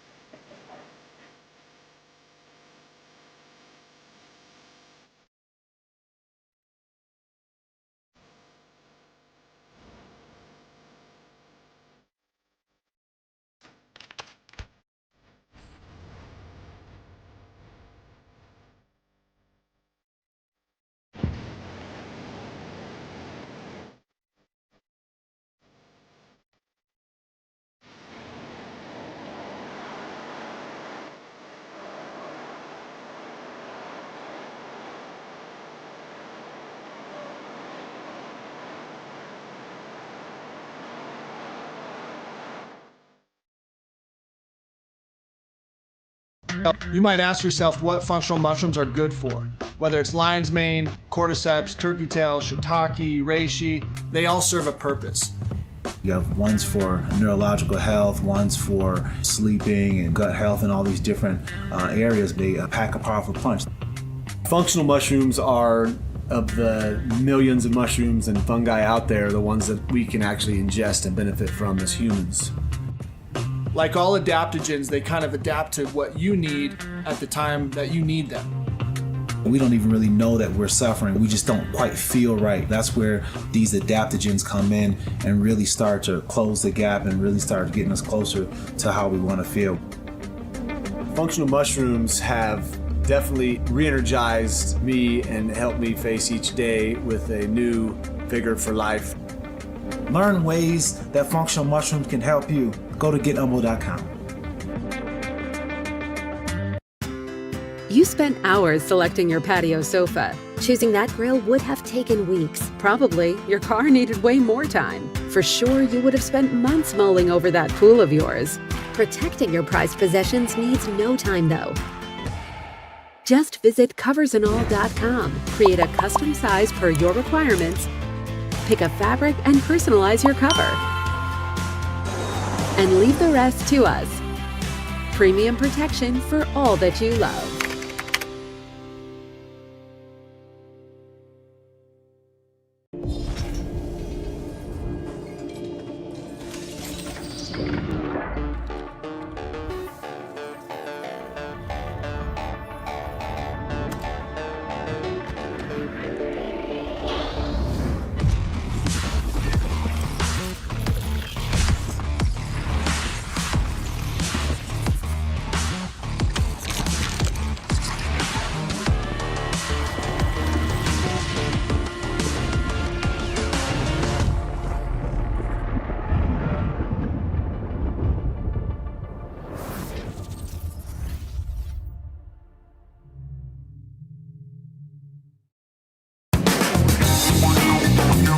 This is Paul Catalina's Top 5, brought to you by Ticket Club. Forget the fees, just big savings. Click the link in the description to find out more. Welcome into Paul Catalina's Top 5. Happy St. Patrick's Day. I'm not wearing green because I'm not Irish. So feel free to pinch me at your peril if you see me out today. I'm not afraid to throw hands. You know how Irish I'll get, though? I'll be like Tom Cruise in Far and Away. Come to fight, and fighting's what I'll do. I hope that joke landed on some of you. If you haven't seen the Tom Cruise and Nicole Kidman classic, Far and Away, directed by Ron Howard from 1994, I suggest you do. It's a fantastic movie. Also stars Cole Meany, one of the great character actors in the world. Anyhow, Paul Catalina's Top 5 things the committee got wrong. Let's jump into number 5. Xavier in over Boise State. Look, Xavier is in a basketball conference, but look, their league got the same bids as the Mountain West did. Giving the Mountain West one more bid and taking away Xavier, to me, wouldn't have been that bad. Boise State had a great overall record. Not enough quad one wins. I understand that's how it works, but Xavier didn't exactly have a lot either and didn't have a strong season, especially by their standards. Just think they could have done better there and given a team like Boise State a shot, at least in a playing game, which is what Xavier's got. Number 4, SEC worship. They got 14 teams in. 12 of those were deserving, for sure, and that would have been the record. But throwing Oklahoma and Texas in is just too much. Oklahoma did not finish the season strong. They started great, finished terribly. Texas was up and down all year, had some really bad quad 2 losses, and because of a semi-strong showing in the SEC tournament, got put in the tournament. I just don't think that that was indicative of Texas's season, and I think most Texas fans would agree with me that they can do a lot better. Now, I'm sure they're thrilled to be in the tournament, as is Rodney Terry, because this is his last chance probably to save his job, but, you know, maybe somebody else could have been in over Texas. Although, there's one more egregious one, but we'll get to that in a second. Number 3, rewarding a team for the start, not the finish. This is where I'm going to drill down on Oklahoma a little bit. A couple years ago, Buzz Williams and the Texas A&M Aggies got snubbed in the tournament, and they were adamant about how they closed the season much better than they started. They were on a hot streak. They'd only lost a couple of games in a month. They were rolling. The problem was, in the non-conference, they got drilled by a bunch of teams. They weren't playing well. The whole body of work did not justify it. Now, Oklahoma has the opposite situation, and they're in, not even with a play-in game either. In the first four, they're just in. It just doesn't sit right with me that Oklahoma not punished at all outside of being a 9 seed, which is not punishment in the slightest for the way that they finished the season. Look, you want to know how Oklahoma plays against the most elite teams in the country? Well, you know exactly how they play against the most elite teams in the country lately. They lose, because that's what they've been doing since the conference season started. And lest you forget, they're in a conference that got 13 other teams in. Let's stop the madness. Number 2, not applying metrics evenly. This comes really to fruition when we're talking about Tucker DeVries in West Virginia and Cooper Flagg at Duke. Now look, Duke didn't get in over West Virginia. Duke was getting in whether Cooper Flagg is playing in the next 3 weeks or not. But they did solidify their seeding. They would have solidified their seeding without him. They won the ACC tournament without him. They're a number 1 seed. So them saying Cooper Flagg was going to play the Jordan Travis contingency. Again, Jordan Travis couldn't hide it because we saw his broken leg in front of the world in a different sport, but they do take injuries into account. Well, one of the reasons that they gave about West Virginia not in over North Carolina was that Tucker DeVries is injured. Well, he's been out since December. And in that time, they've beaten Iowa State and a bunch of other teams that are quad 1 wins in one of the best basketball conferences in the country. There's no applying the metrics differently. And here's the thing. We've known Tucker DeVries is out since December. We don't really know if Cooper Flagg is in or out. Duke just said he was in. And I'm not trying to besmirch the integrity of John Shire and the Duke basketball team, but why in the world would they tell the truth about that if they didn't have to? He could be out, he could need surgery, but that affects a lot of things. They could just say, hey, he could go tomorrow if the game was really that important. But we don't know. Maybe he will, maybe he won't. Duke just said he was, and then they were like, yeah, honest. Cross my heart and hope to die, stick a needle in my eye. The binding social contract that we know it to be. So again, apply the metrics evenly. Don't just take one to help make an argument work. Which brings us to the biggest controversy, Bubba Cunningham's influence. Bubba Cunningham is one of the best and most accomplished athletic directors in the country. He's really good at his job, although he hasn't figured out how to win at football games consistently at North Carolina. That's neither here nor there. We're talking basketball here. North Carolina was 1-12 against quad 1. 1-12 against quad 1. The only reason that they're in this tournament is because they're North Carolina. West Virginia, and I'm not just trying to be a Big 12 homer here, had 5 more quad 1 wins, or 6 more quad 1 wins than they did. Finished stronger, played better, did it obviously without one of their best players in Tucker DeVries, who the committee very clearly stated is out. That should have been rewarded, not punished. But Bubba Cunningham is the AD at North Carolina. And while he has to step out of the room and recuse himself when discussions circle around North Carolina, he still has influence because he's the head of the committee, and they spend time together talking, and you can ask him, hey, what do you think was wrong with you guys? Off there, he can influence. He's there. You also have to look the guy in the face and tell him, you are not getting in. We cannot justify it over West Virginia, and that's probably a pretty damn awkward thing to do. I don't know. I've never been invited to be on the committee, but it certainly bears a little bit of scrutiny on it. And the fact that they got in, even in the playing game, over a West Virginia team that clearly had better credentials by every single stretch of the imagination and every metric that they throw out there. And then to throw out the excuse of, well, Tucker DeVries is hurt. He didn't get hurt yesterday. He didn't get hurt during the tournament. He didn't get hurt 2 weeks ago. He got hurt almost 3 months ago, maybe even more than that. So let's be realistic here about what this was. That was justification so that North Carolina could get in. And the committee makes mistakes, and then they have to justify them once they're final. And that's kind of what that was.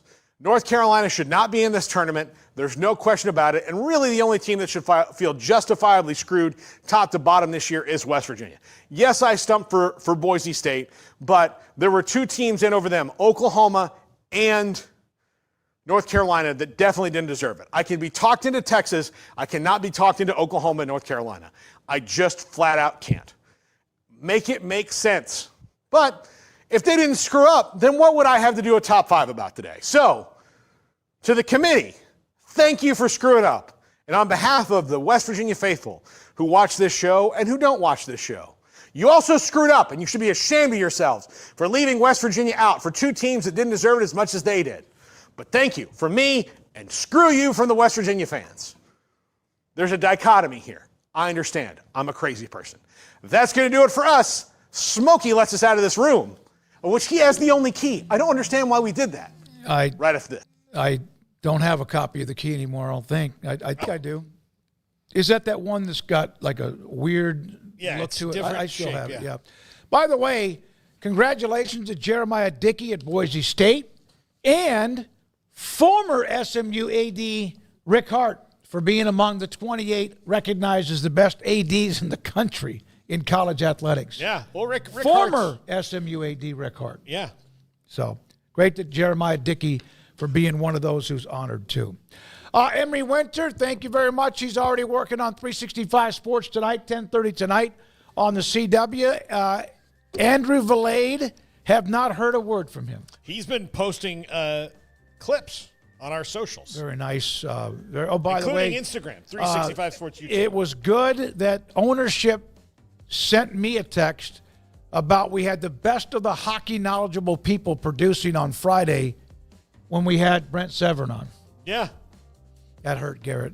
That hurt him. A little bit. I didn't play the game, though. I did. You sent questions. All right, thanks to Paul Catalina. Thanks to our great sponsors. Garrett Ross, glad you're back. Hey, we'll be on again tomorrow, 3 to 6. Triple Option at 1. I'm David Smoak. Have a great night.